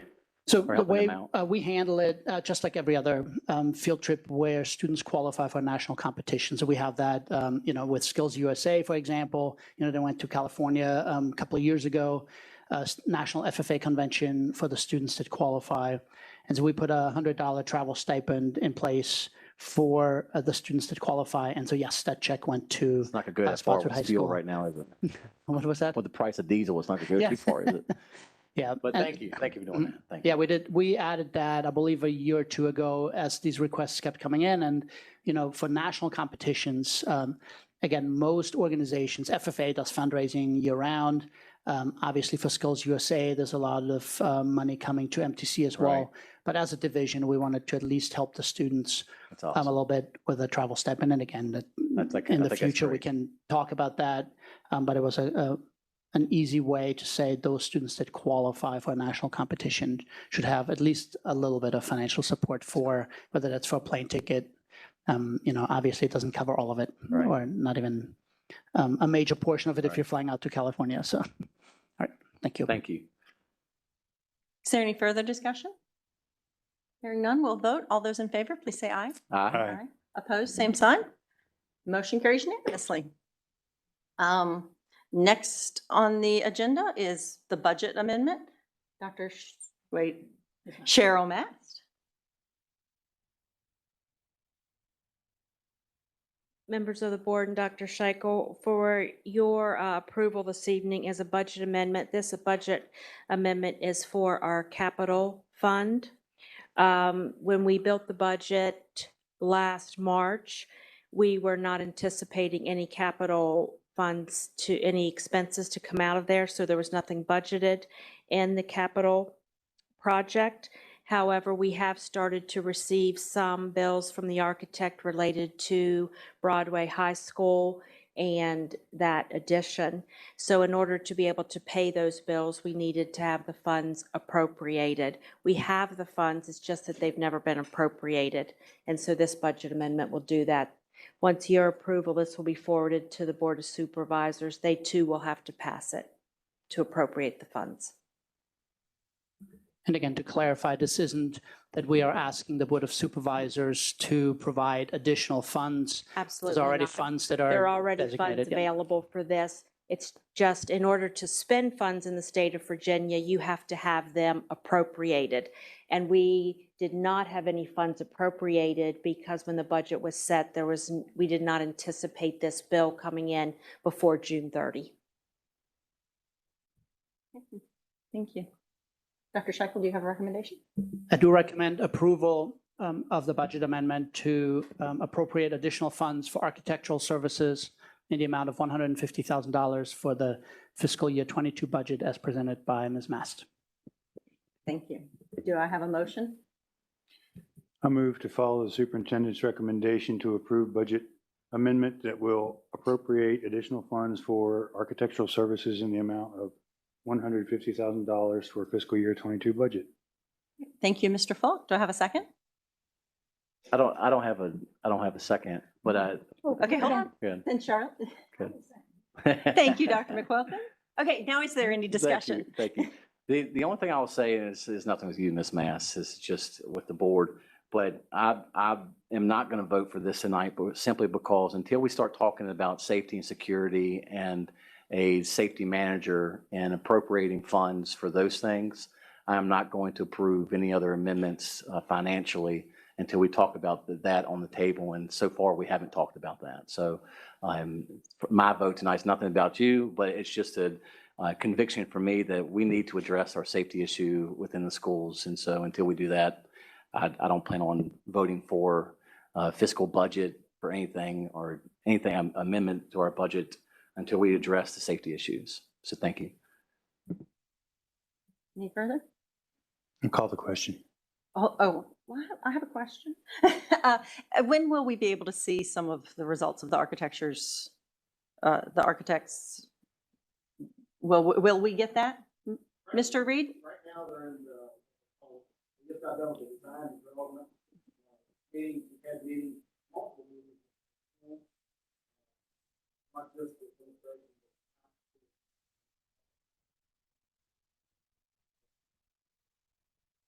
We are in the process of working with county code officials.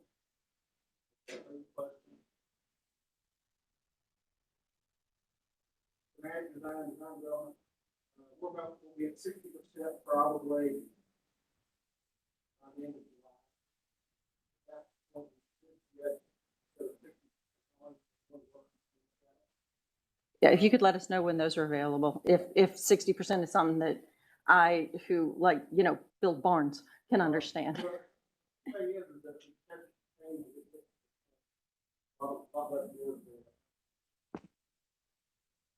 And that's also we get another first estimate.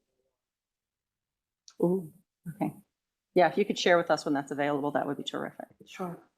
I also want to clarify just to Mr. Cross. So when we talk about Broadway High School expansion and architectural services, we're talking about capital improvement funds, and those are one-time funds. So even if, the board decided to implement new positions, for new positions, you need ongoing funding. Mm-hmm. And so these are not funds that instead of this project would be spent on ongoing expenses like personnel. So right. These are truly one-time funds when you build a school, again, because that money is spent once and then it's gone. Yeah. And so just to clarify, I understand that. Different type of funds. No, okay. I understand it. I understand it completely. I just, what my concern is just that we address something so important as in our safety, the kids and our staff. Until we do that, there's really nothing else I care about spending on. Okay. There was a call to question. All those in favor, aye. Aye.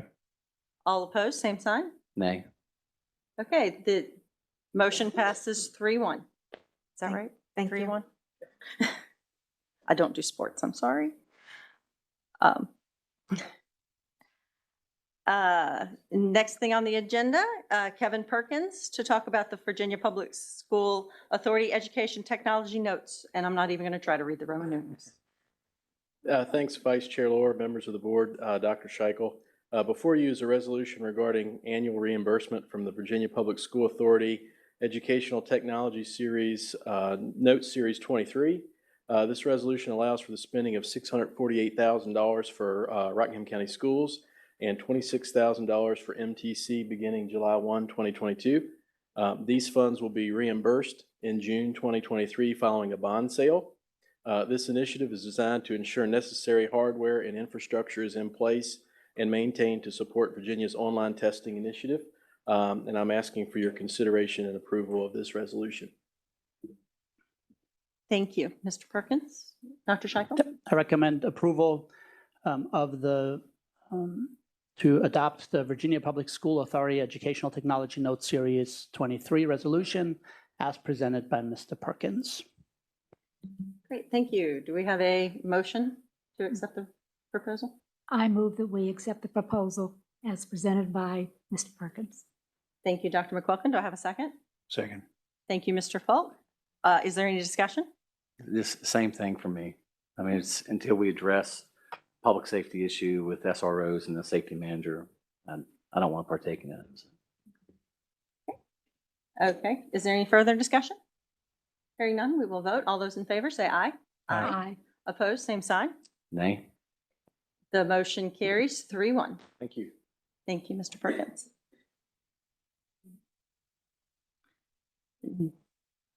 Next, we will have Steve Reed discuss the bid at Turner Ashby High School heating and cooling. Dr. Scheichel, Ms. Lohr, members of the board, we have a bid that we put out for the chilled water and hot water pump replacement at Turner Ashby High School. These funds are part of the CSL FRF state HVAC funds, matching funds, and this is part of the match.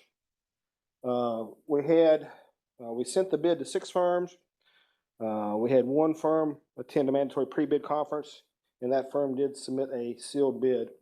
Our recommendation is to award the contract to Riddleberger Brothers in the amount of $276,545. Thank you, Mr. Reed. Dr. And I Scheichel? recommend to award the contract to Riddleberger Brothers as presented by Mr. Reed.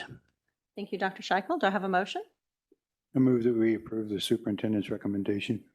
Thank you, Mr. Falk. Do we have a second? Second. Thank you, Dr. McQuilkin. Any discussion? Until we hire a safety manager and we begin to discuss about more SROs, I'm going to be nay. Thank you. Is there any further discussion? Hearing none, we'll vote. All those in favor, aye. Aye. Aye. All those opposed, same sign. Nay. Motion carries 3-0. And then, Mr. Reed, I believe you are going to talk about the refuse. 3-1. Did I say? You said 3-0. It's okay. You said 3-0. Hey, Caitlin, you got the right number, right? Cool, thanks. Sorry. The next bid that I'm going to talk about is refuse service for all Rockingham County schools.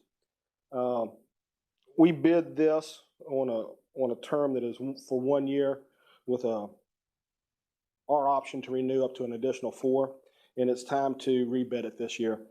We sent the bid to 3 firms. We had 1 firm respond with a sealed bid. I will note that we did have multiple firms ask questions, and we did have addenda that was sent out on the bid to all firms answering those questions. So even though there was only 1 firm that bid, at the time that the bid was, they submitted their bid, they did not know that they would be the only firms submitting a bid, because we did have questions from other firms that we did answer and send out an addendum. Our recommendation is to award the contract to Waste Management of Virginia in the amount of $114,145.56 annually. That is the company that we are using presently. Thank you. Is the bid price similar to? It is higher. We were at about 105,000 this year. So yeah, it is higher. And I recommend to award the contract to Waste Management of Virginia as presented by Mr. Reed. Thank you, Dr. Scheichel. Do I have a motion? I move that we approve the bid as presented by Mr. Reed. Thank you, Dr. McQuilkin. Second. Thank you. Thank you, Mr. Falk. Is there any discussion on the issue? Yeah, this one would hire at least 2 SROs at $114,000 and $145 and $56. So until we talk about hiring more SROs and as safety manager, my vote's going to be no. Does this include the removal of the recyclables as No. well? Okay. No, Is that a different? That is different, and it is under $10,000 a year on the recycling. I think it's like $2,000 is the budget item for it, Yeah, but I it- just it's- wondered if yeah, that it's- was No. included in This is just the So waste management. hauling Okay. of the trash from the schools. Very good. Yeah. Thank you. Any further questions? Hearing none? Oh, wait. I assume that you're pleased with their work. Yeah, I mean, in the past, we've had some firms that were not reliable. Was supposed to be there on Monday, Wednesday, Friday, would go Monday, Thursday, Friday, and that would be very difficult on the schools. Waste management is very responsive. If we have issues, the way our contract is actually written is if we have extra trash there to wait there while we load the dumpster, as long as we have somebody there to reload it, and then they pick it up again and dump it. And that's part of the contract. It's not an additional fee at that point. Thank you. Any further questions? Okay. All those in favor, say aye. Aye. All those opposed, same sign. Nay. Motion carries Thank you. 3-1. Next item on the agenda, we'll ask Jennifer Williams to come up and talk about the co-op food and beverage for the school year. Hi, yes, I'm here tonight to seek approval on action items I and J on tonight's agenda, which cover the bids for food and beverage service, as well as bids for fresh produce, milk, and ice cream for school year 22-23 for Rockingham County Public Schools Food and Nutrition Services. Regarding our main food bid for RCPS on behalf of the Blue Ridge Group Co-op, which is comprised of Augusta County, Harrisonburg City, Stanton City, and Waynesboro City nutrition programs, I'm recommending an extension of the current Blue Ridge Co-op food bid for the 22-23 school year with Cisco of Virginia. The current bid includes a provision allowing this bid renewal. Cisco of Virginia has provided rollover pricing that reflects a 10% increase on average, reflective of the current food inflation rate on the East Coast.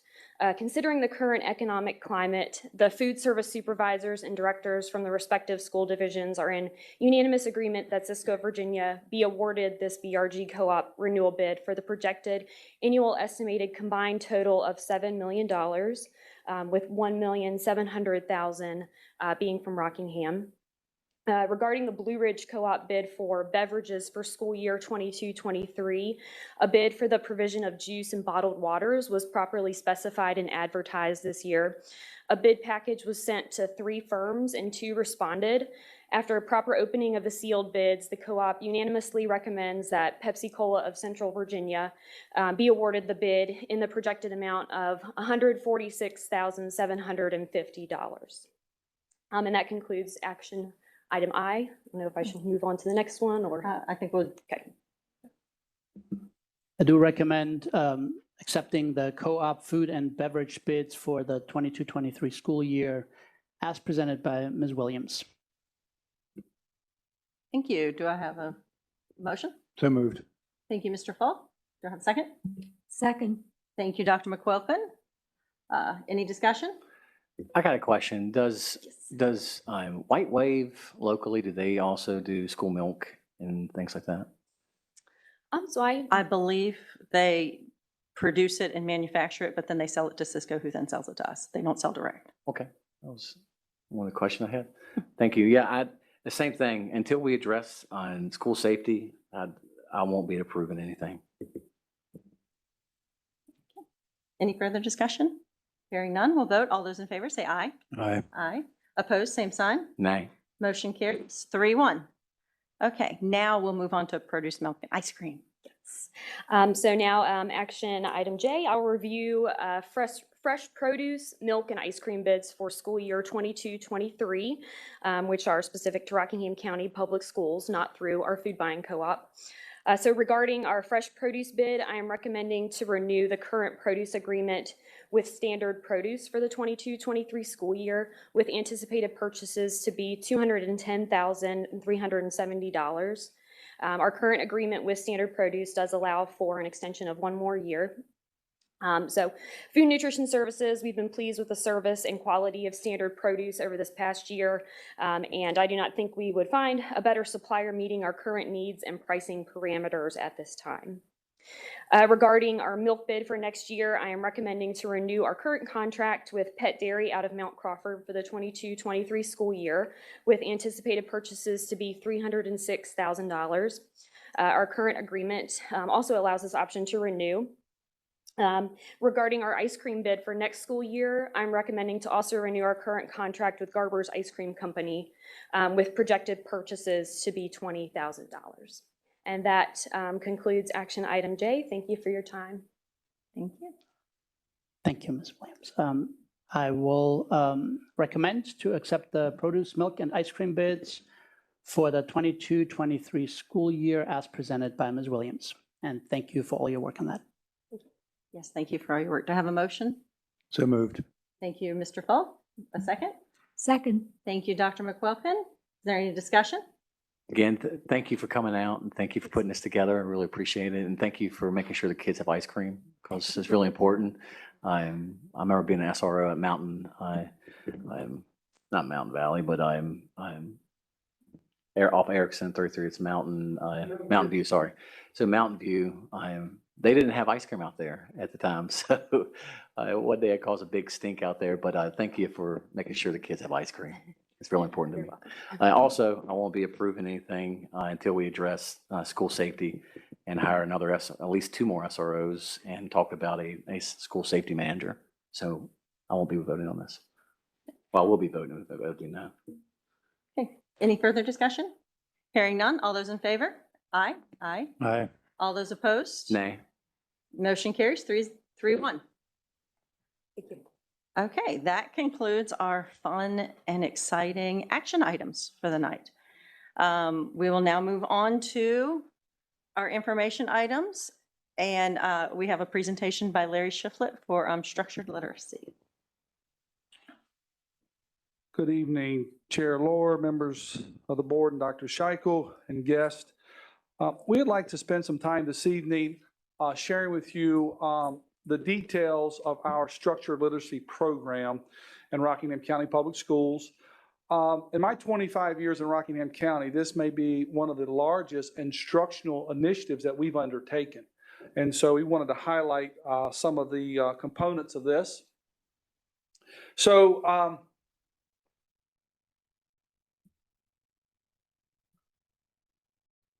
I got to figure out the clicker. That's the first thing I have to do. It's over. Yay, that was The great. end. I'm not pushing the button. Oh, Kev, oh, okay, no wonder I'm struggling. I was like, so, sorry about that, folks. So, as you may be aware, the Virginia Assembly passed the Virginia Literacy Act. Governor Youngkin signed it. And I don't want to go into all the details of that legislation other than to say we will be able to check the boxes for what the legislation requires. So in that way, Rockingham County can say we're doing things right. But what I want to share with you this evening is that prior to this legislation being enacted, we were already on this journey. Thereby, we were doing the right thing, which is distinctly different.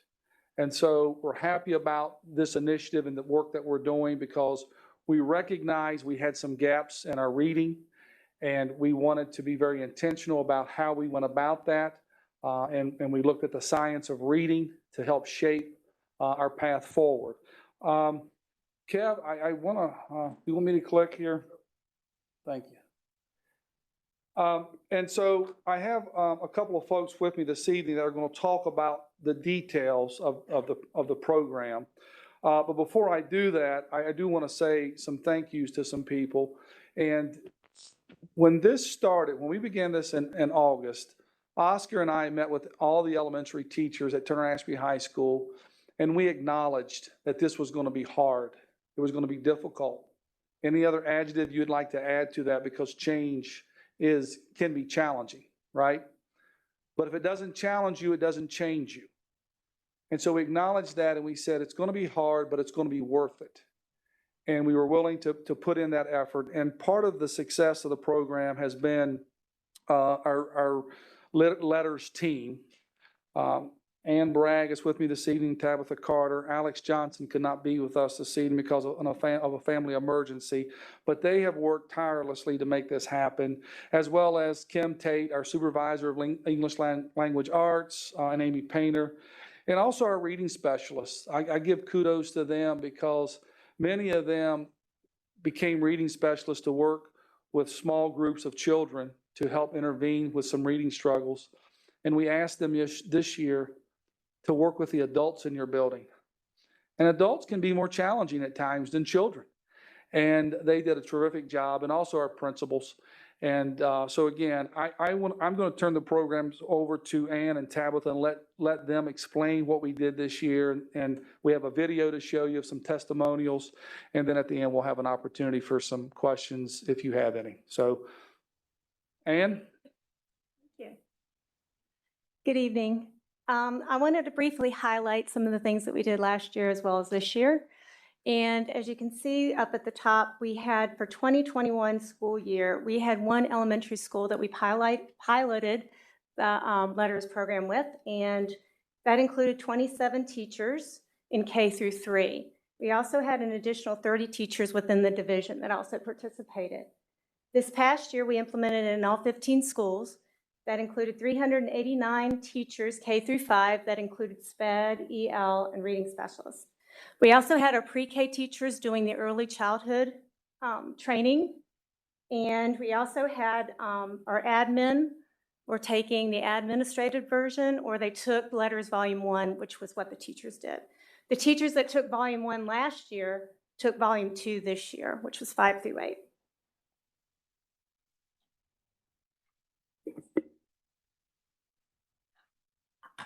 So continuing on that, letters is usually known as the why, and then Orton Gillingham is known as the how. So we actually are piloting this coming year. 24 teachers are going to be OG trained as well to further their learning that they've done through letters. Something else that we've done for teachers this year, we've incorporated instructional planning time where they're meeting with reading specialists, they're meeting with their grade level team to collaborate about reading. They're using data to drive reading instruction. The literacy team has provided lessons for the phonics instruction that Letters promotes. And then we've also worked with the science and social studies coordinator to embed literacy within different content areas. We're going to continue that work over the summer, so next year there'll be even more integrated lessons. And we couldn't ask the teachers to do all of this without support and resources. So teachers were given a huge box at the beginning of the year of letters resources. They got decodable readers, magnetic tiles. How many did we sort? 300,000 tiles. 377. 3,000. Whiteboards, markers, erasers, anything that they needed to do this reading instruction the way that Letters was talking about it. So we gave them all of that. We also provided them with some independent learning time at school so they could do this study. Letters is pretty time consuming. It's 8 units, 4 units. Each unit has 8 sessions. Online videos, there's a test at the end of each one. Each unit has a test. So it's not an easy undertaking. And we provided, not we, Larry, provided the time. You guys somebody provided them time. It was great. Provided them time to work on that throughout the school day. A lot of divisions have implemented letters, but not supported their teachers in this way. Something else that's unique to us, we also gave anyone who successfully completed letters a stipend for doing that hard work. And, sorry, we're not done. So we have more plans for our literacy journey in Rockingham County. We got together with a steering committee. So there's the literacy team, we have reading specialists, principals, teachers, all came together to really talk about where we want literacy to go within the county. And we have a 3-year roadmap. Can you click on that for us, please? Yep. So it starts with this year and then goes to next year and the following year. And you can see that we're, taking literacy pretty seriously and planning out how to best support teachers in instruction, coaching, resources, training. You can see the tabs across the bottom. Something unique that you'll see if you scroll down is we're actually going to pilot this at a middle school to see in 6th grade if some of the stuff in Letters Volume 2 can be incorporated into English at the middle school level to support those students. So we don't have to go through all this. It's quite lengthy, but I just wanted everyone to see the hard work that the steering committee put into making that. And then something we did, if you click on the other one, please. Something we did for next year, this is just a quick overview of what letters or literacy will look like for the next school year. So you can see the implementation, what teachers will be doing, the support teachers will be receiving. We hired 2 new literacy coaches, so there'll be 4 of us next year to support our teachers and reading specialists. And then I think that's it for that. Thank you.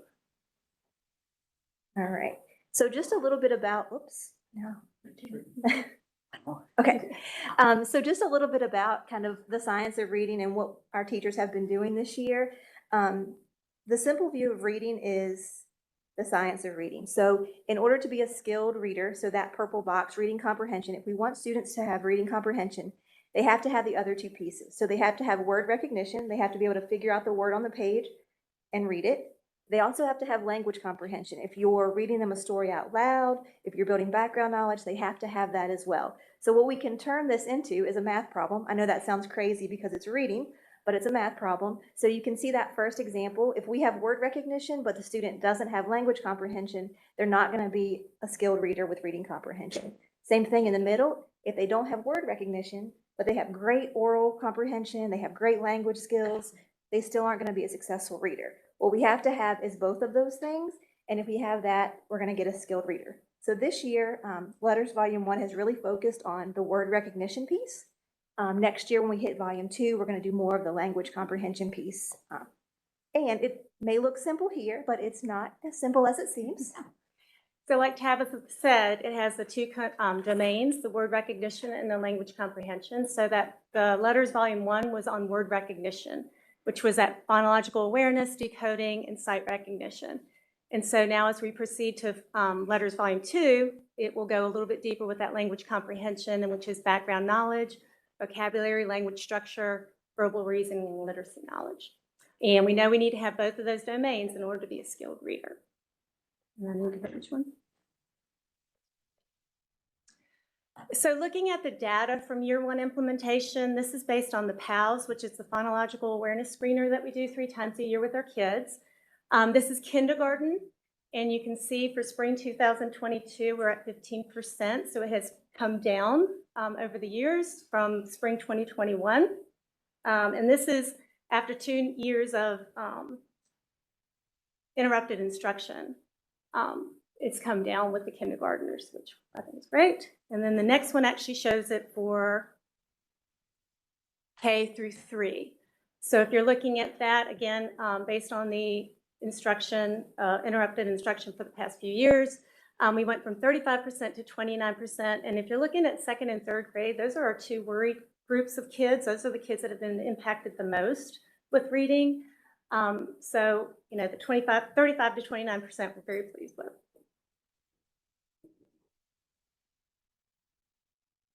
So the last thing we want to share with you all, we could sit up here and talk about letters all day because we love it, but we want to share what the teachers have been saying about it. And you're actually going to see some teachers and even a student on the video in just a moment. But when we started this journey, like Dr. Shiflett said, it was hard. And we had a lot of people that were really, we don't want to do this. We don't want to change. It's why are we doing this? And as we've gone through the school year, the success stories just keep coming in. So people are now starting to be like, oh, now I understand we're really helping kids read. So some of the things we've heard, my students are making so much progress. I understand so much more about teaching reading. My students are writing and spelling better than ever. I can't wait to learn more in Volume 2. In fact, Volume 2 opened today, and already 11 teachers have signed in and started working on Volume 2, which is pretty impressive on the first day of summer break. I can't believe my students have gotten this far this year in their reading. So what we're going to share next is a video. It includes a principal, a reading specialist, an EL teacher, a SPED teacher, and a classroom teacher, as well as a student demonstrating some reading skills. So I hope you guys enjoy.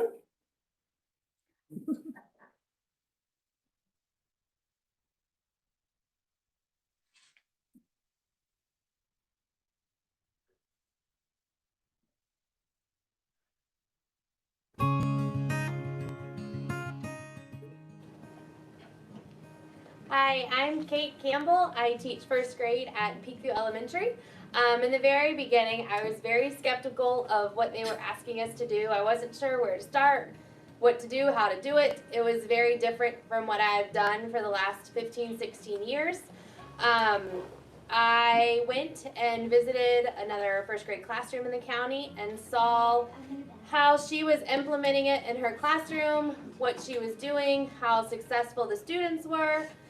When we were there, I saw how her students were working so far beyond what my kids were able to do, and so I kind of bought into what they were asking of us at that point and started to really focus on how to build my whole group lessons and really changed my instruction and did completely different than what I've always done before in the past.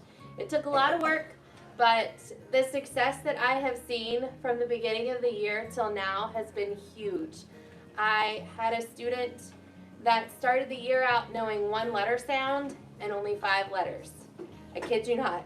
At the end of the year, he, on PALS, obviously scored a 0 at the beginning.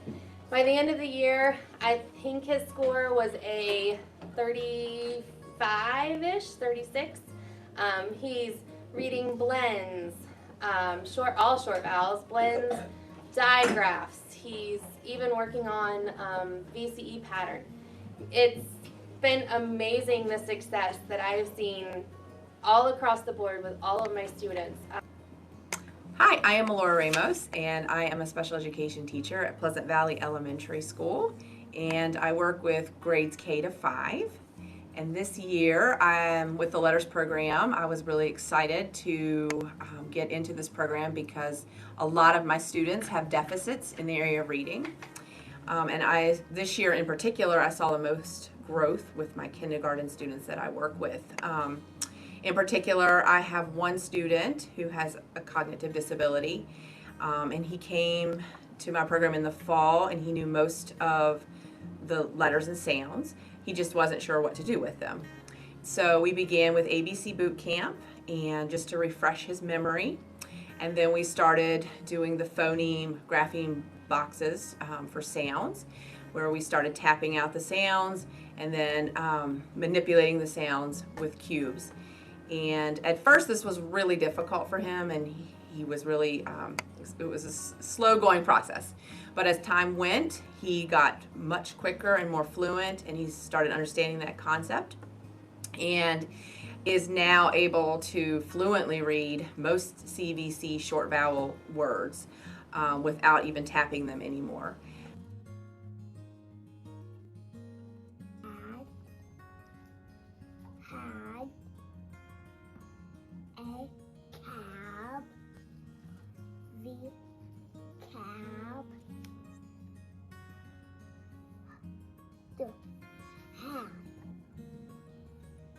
No. Gas. Can. The. Cup. Cab. Go. No. No. No. Dad. Was mad. Dad will go get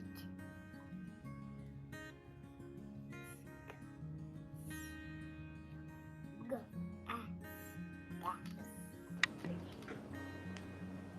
Hello, my name is Renee Rhodes, and I'm a Title I reading teacher at Volkswagen Elementary, and I have worked here as a letters facilitator for this year. Our teachers met yesterday at our monthly faculty meeting, and I just asked them to jot down some areas that they have seen growth within themselves and students, as well as how letters has impacted their teaching. So I'm going to share some of the things that they wrote down. The one thing that everybody said was that they have seen tremendous growth with their students. Whenever they did their assessments here at the end of the year, we did a letter survey and a past assessment, which kind of measured students' phonological awareness and their phonics skills. And we saw every child made a huge amount of progress. And so that was really encouraging. Teachers are seeing kids work hard in their classroom as they tap out words to sound them out for both reading and for spelling. We saw major growth on the spelling portion of our PALS assessment that we've done for years and years with kids. We had kids, whole classes that had 100% of their students meet the benchmark for the spelling on PALS. So that was very encouraging. The other thing that teachers have noticed is that just the improvement in students' confidence in their reading and writing, and that was something that a lot of teachers pointed out and were happy to kind of take note of, and that's been super encouraging. Hi, I'm Christine Akers. I teach kindergarten at Linville Ada. This is my 5th year teaching kindergarten and my 19th year teaching full-time.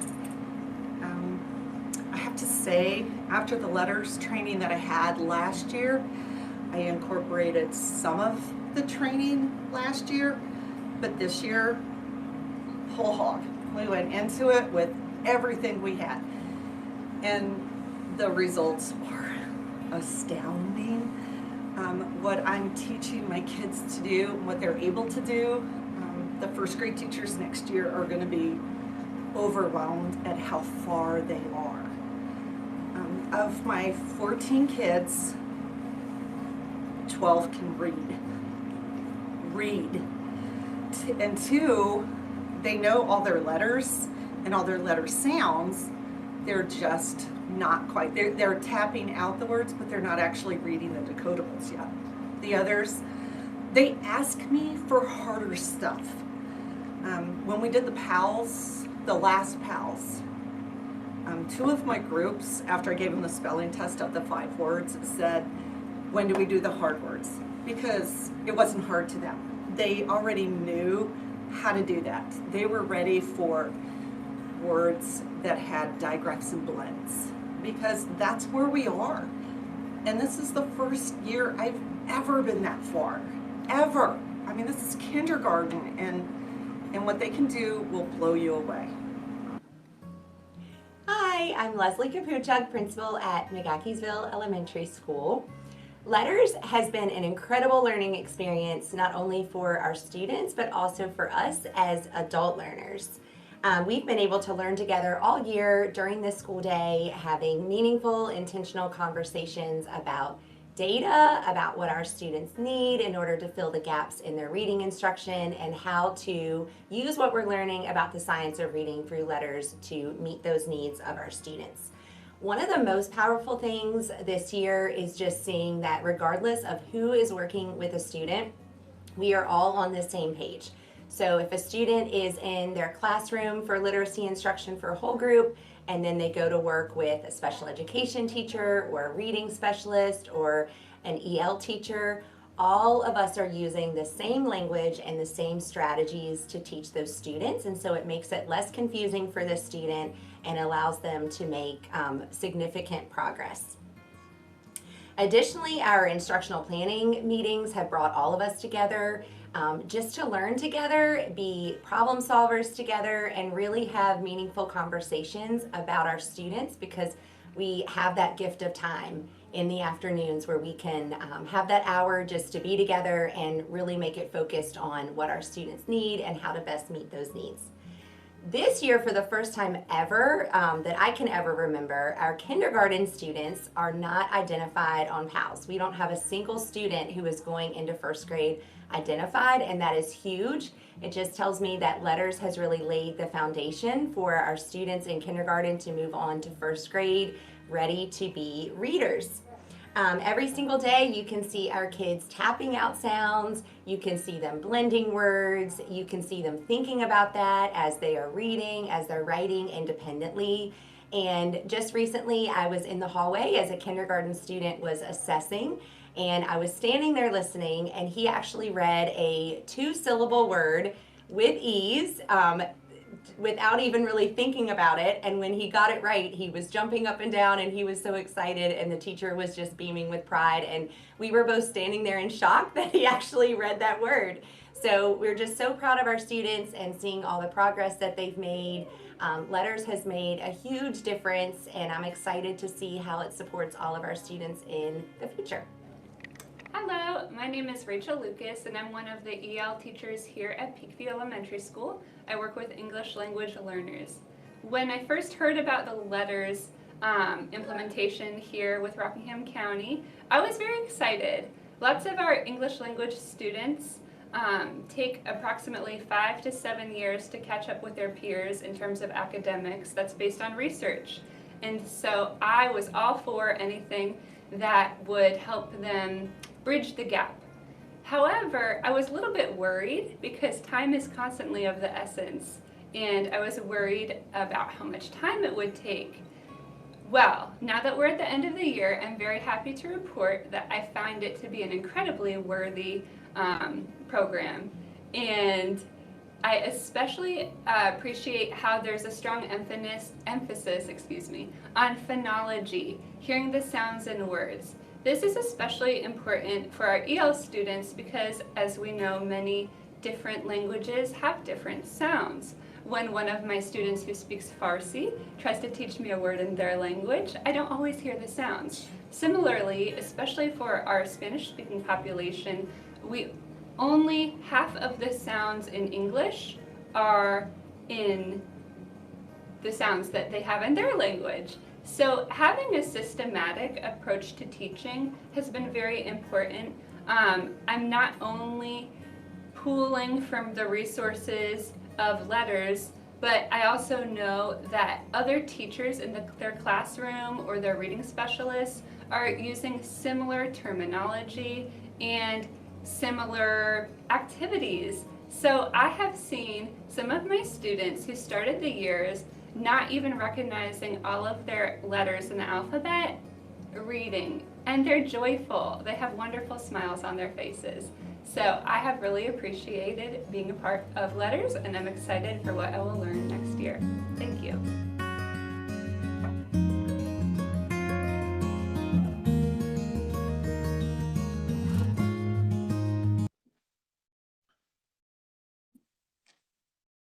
So thank you for allowing us to share about our reading initiative, and also thank you for your support to implement this. Early on, when we started talking about innovation and our 5-year roadmap, we said literacy was foundational. And I think we're getting, with this program, we'll get to the place where our kids will be exceptional readers and writers. So thank you. And do you have any questions for Ann or Tabitha?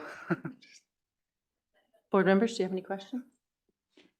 I don't have any questions really. I've been paying attention to how it's been going, and I've been hearing feedback from teachers, and everything you're saying is being reflected by what I hear from the teachers. They love it, and they're so very enthused with what the children are learning. This is really using the science of how a brain works to good effect. Thank you so much. With that being said, I would want to go on the other side of that. I'm not disagreeing, but I've heard a lot from teachers on people in school that don't like it, and they would disagree with a lot that was said tonight. So what I would ask is if the board would provide a way where we could anonymously allow them for teacher feedback within the K through 5 to ask them, how do you feel about letters being implemented? How has it went in your classroom and things like that, to really get a good feedback from the professionals, from the ones that are working in the school every single day. What I heard today is a lot of good stuff. I'm not saying that, but I have heard the other side too, that from teachers that's been involved for a long time, that they don't care much for it. And I'm not a professional. I'm not a teacher working in there. but I have heard that they don't like it. So if we could, it'd be great to get some feedback from all the teachers that they could be able to feel like they could report anonymously and to be able to give feedback on how they really feel like it's what's going on inside the classroom. And I would just like to hear from the teachers on that. And so if there's an overwhelming majority that's saying, man, letters is really, it's the best thing since, you know, whatever you want to put out there. But if that's the case, and cool, let's go with it. But if we have a lot of teachers that are saying, man, we're just not seeing the results, it's not the way I thought it would be, then I think we should at least value them and listening to them in this as well. So that would be my recommendation for the superintendent, is that you would provide a way to allow all the teachers through K through 5 to be able to report unanimously, or not unanimously, but obviously, but to say, hey, this is how I feel about it. This is a good program, or we're not seeing the results that that I thought I would see in it. So I'd like some true feedback on that from teachers and not just department heads from central office, but I'd like to hear from the ground troops inside the school of what they really feel. Yeah, I'll say that teachers actually provide feedback on a number of things multiple times a year through teacher advisory, where they can actually anonymously let us know of any concerns they have. And I think the last 2 teacher advisory meetings, there was probably in the minutes, I don't know, 30, 40, 45 concerns that are addressed, anything from, you know, which keys to have access to substitute shortages, to everything. And I can tell you that there were, I believe, 2 concerns related to letters, but they had mostly to do with the amount of time that teachers spent. And so, again, unlike other school divisions, we did make some time available during the school day, but there's certainly an expectation for the evening. That's also one of the reasons why there was a $500 stipend. Beyond that, it's simply, again, with the Virginia Literacy Act, this is how reading is going to be taught. It's simply a legal requirement too, but certainly Letters, from teachers. letters in particular is It's way the it's going to be science, taught. the letters is pretty much the implementation of the science of reading. So that's how it works. And this is what letters is actually the program that's endorsed by the Virginia Department of Education as well. So yes. So the way we were doing it's not the way that Virginia is going to do it anymore, or it's not the proper way to do it. Is that what you're The saying? way we used to teach reading 5 years ago? Well, before letters. Yes, that's correct. So Virginia's moved past that. Mhm. So can we at least get actual reports from the teachers that they could feel like they can? I mean, that's all I want to hear is hear from, because I have heard the negative side of this, and tonight I heard a lot of good things, and that's really good. But I have heard the grumblings out there that they're not happy. So I'd just like to hear from teachers that are actually working with the kids every single day. Absolutely. How they feel.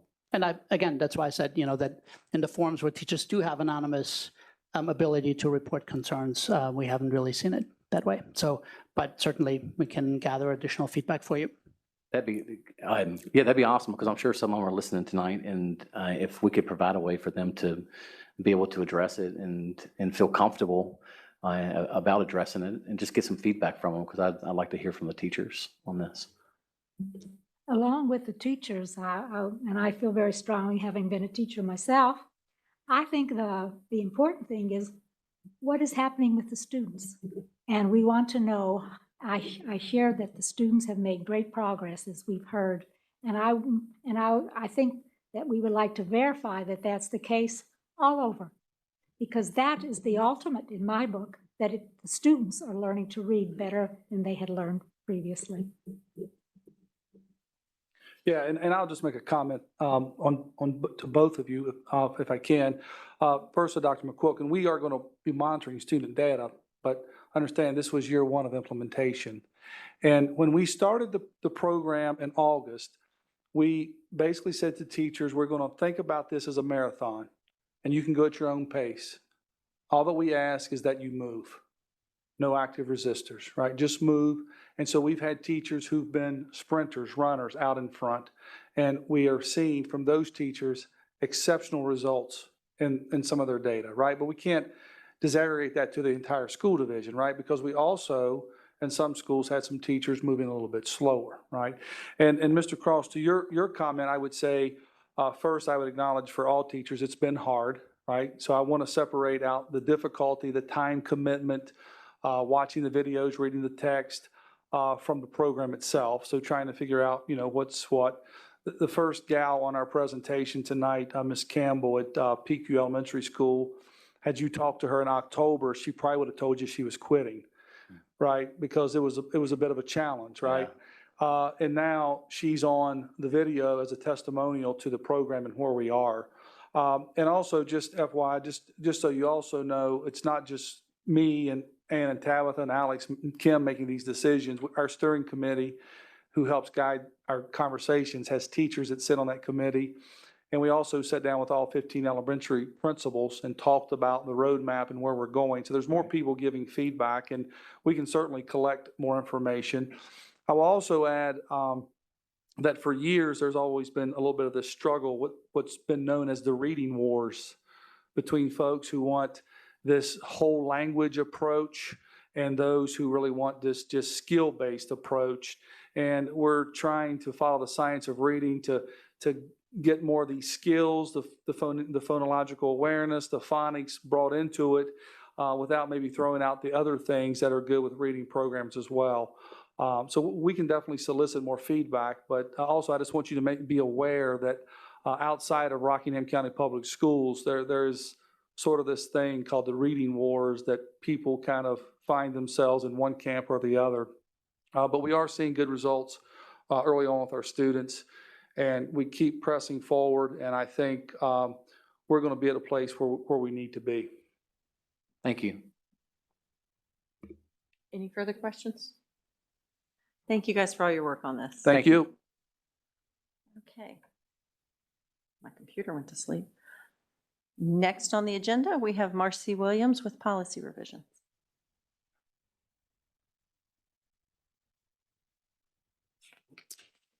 Members of the board and Dr. Scheichel, good evening. I'm here today or this evening to present to you 41 policies that were revisited this spring by VSBA.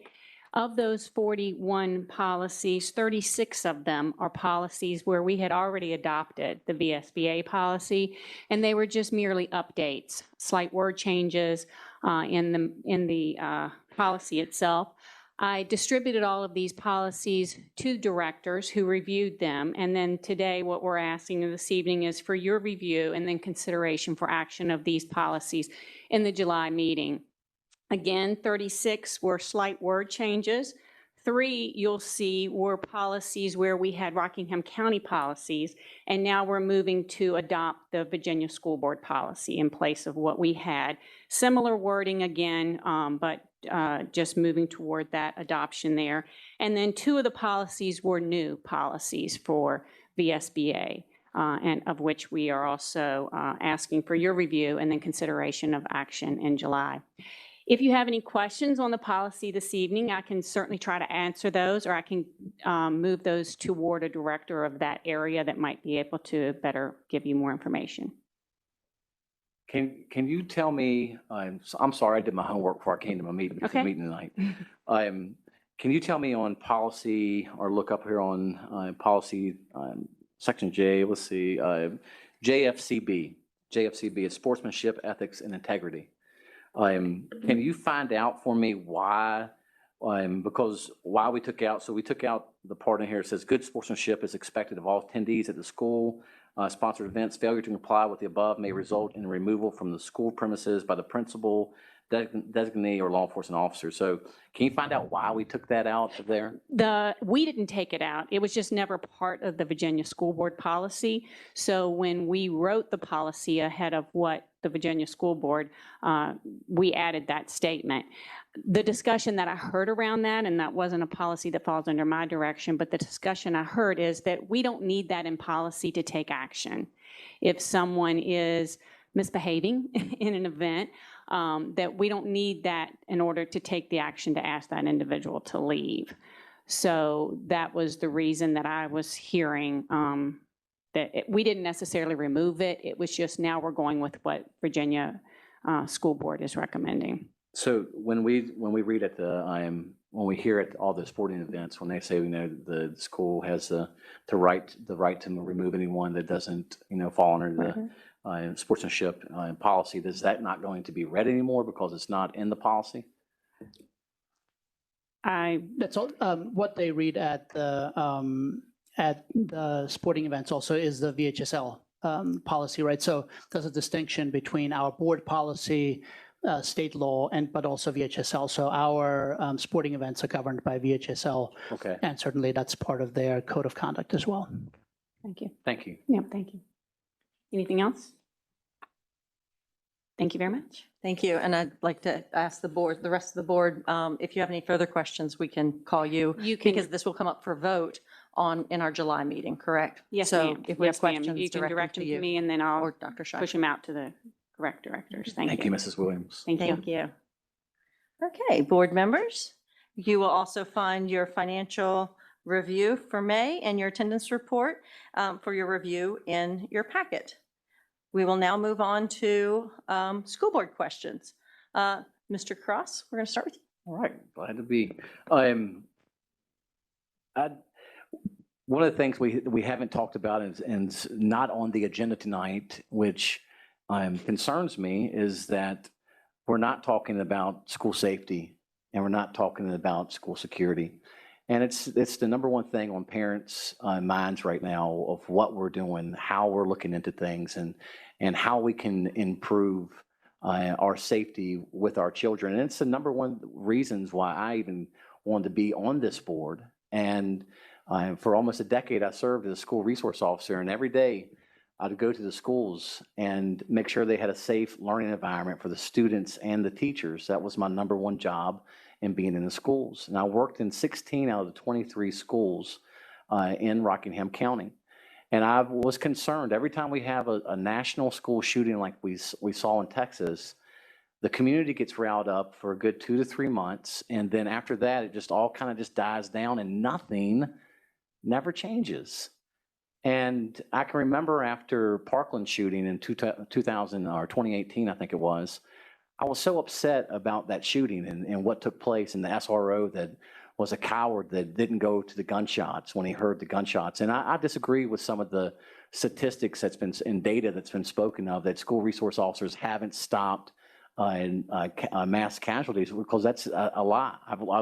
I've looked that data up for years, and I can prove that through the data that they have stopped school shootings, and they have stopped. It's hard to tell how many lives that school resource officers have saved throughout the years.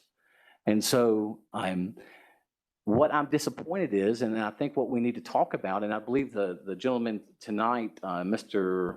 I think it was Jack Dixon, I think he's left, but he's correct. You know, we don't just need to look in the school resource officers, because as I said before, they are needed. And after this last school shooting, I agree wholeheartedly. They need to be in every single school throughout the nation. They are just as important as a teacher inside of a school. And I know a lot of people in education don't like that. They don't want to see guns in schools. And I disagree with that. I believe that I don't care if they show up with an assault rifle or not. I like my chances with a person with a handgun than I do without someone there without a handgun.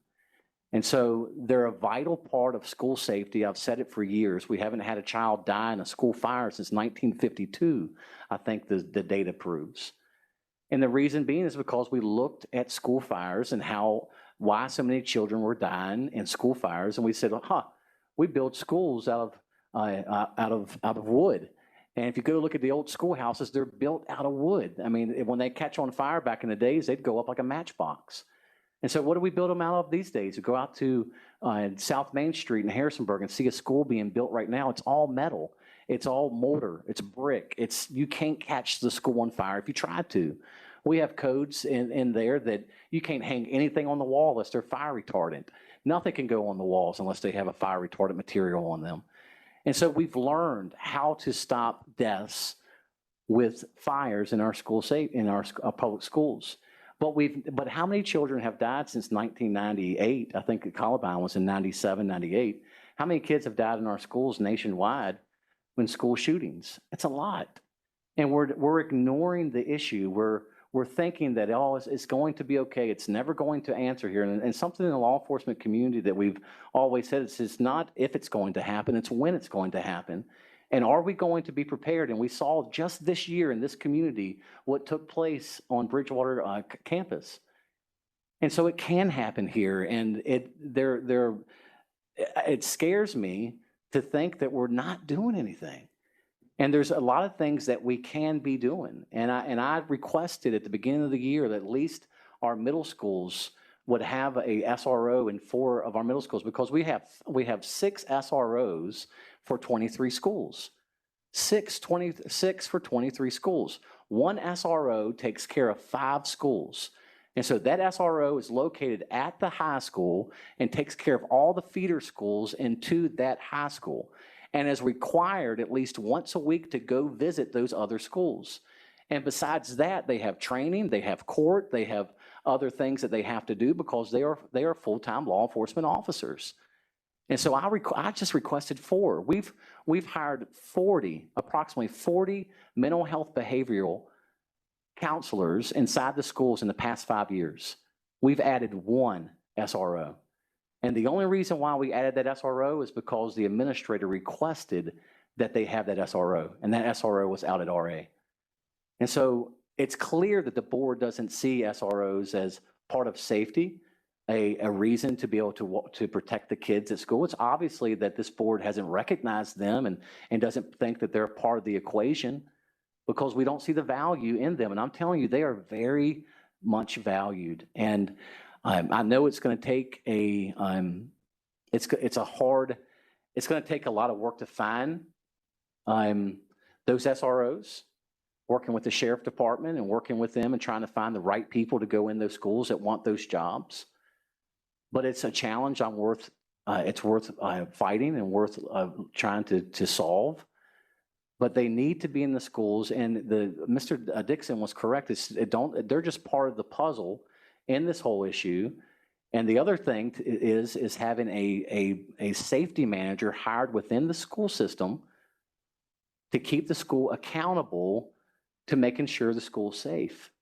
And that has to happen. I'm telling you, when this happened with Parkland, and we had a politician come out and visit the schools out at John Whalen, there's a picture of me on TV3 News, and I'm not happy, because these school shootings, every time the 2 to 3 months, they'd go back and nothing would change. Well, in this case, something did change. We got more mental health behavioral counselors in the schools, but it just took last year to get 1 SRO added.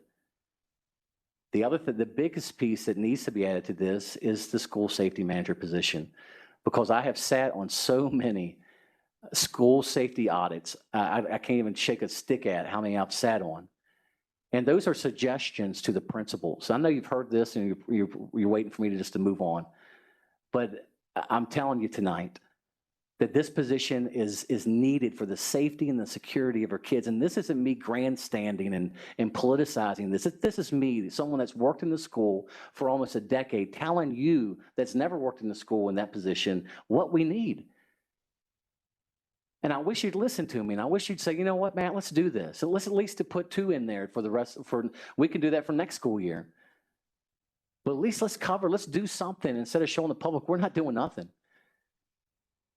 And getting that safety manager is so vital, because it will hold the schools accountable to making sure that the kids are safe and the faculty are safe at our schools. And I can tell you, number one, in this instance down in Texas, where the teacher left the door open, God bless you, pray for her, because for the rest of her life, she's going to have to deal with that. But I can tell you that is a problem in all of our schools. For teachers blocking doors and leaving doors unlocked, that is a problem in all of our schools. I can go back to an email on May 6th at my son's school, where I emailed that concern to my son's principal, saying, listen, there's no reason to have secure vestibules in our schools that we paid hundreds of thousands of dollars after Newtown massacre. There's no reason having those if they can walk through a door that's blocked. And so this school safety manager will have teeth to principals and teachers, making sure and holding them accountable of making sure our kids are safe and the staff are safe within our schools, because there's a big problem within our nation right now with mental health. And we've got to do all we can do right now to keep our kids safe. So I'm saddened tonight that this wasn't on the agenda. I'm saddened that we're not talking about it.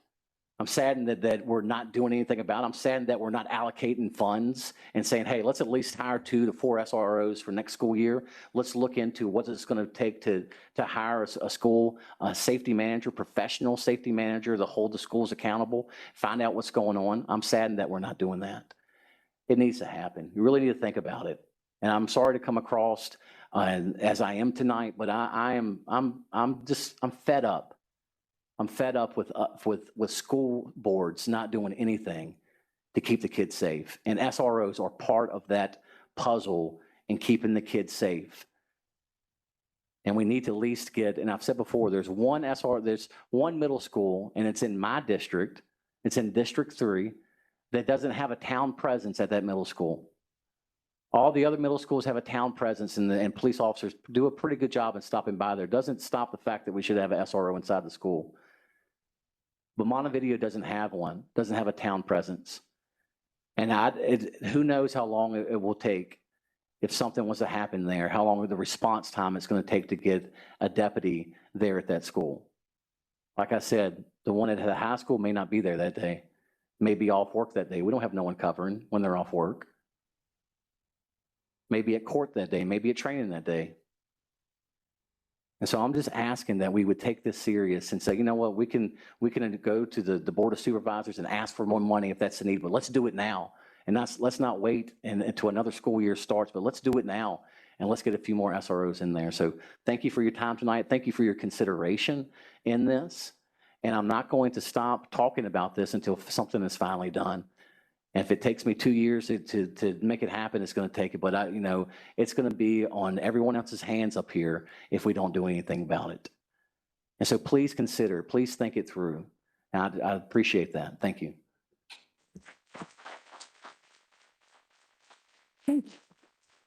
Thank you, Mr. Cross. Mr. Falk? Dr. McQuilkin? Okay, so I have a question. We did talk about SROs and safety officers at our retreat, and I asked if we could have a roadmap. And Chairman Breeden came up with a roadmap, and I have forgotten what it was. So, or all the details. Can anybody share that with? It wasn't a roadmap. It was a review to look at our safety audits is what we finally came to a conclusion. We also talked about the reviewing if we need, where we need, and having a conversation with the sheriff about SROs. Well, we've had that conversation, but we've not, in our action plan leading out of that closed session, what I remember is that we said that we would look into the safety audits, but nothing was looking into hiring at least 2 or 4 SROs for next school year.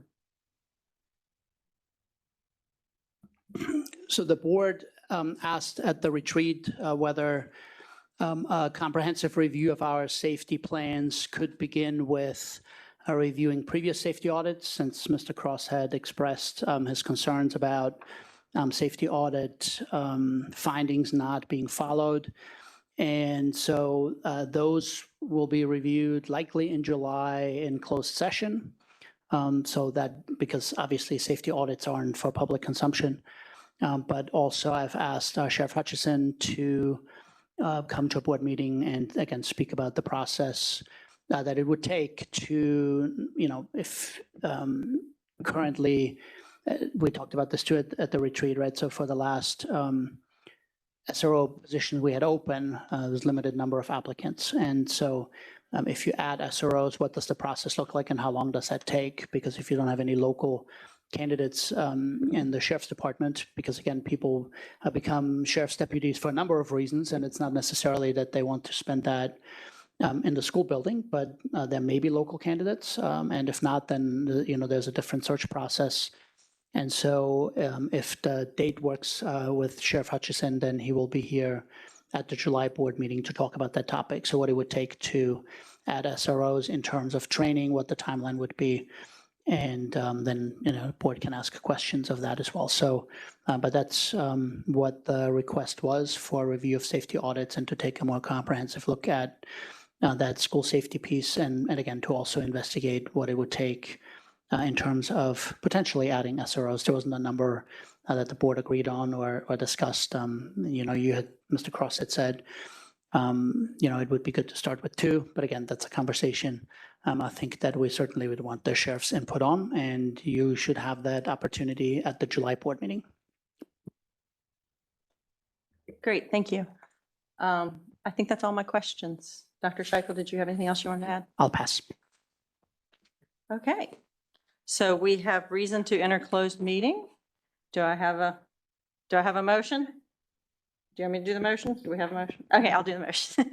I move that the board enter a closed meeting to discuss and consider the following pursuant to the provisions of Virginia Code Section 2.2-3711, A1, personnel, specific public officers, appointees, or employees for the purpose of considering such individuals' assignment, appointment, promotion, performance, salary, or resignation, and A2, one or more particular students specifically related to requests regarding compulsory school attendance based on religious beliefs that would involve disclosure of information contained in a scholastic record concerning a student.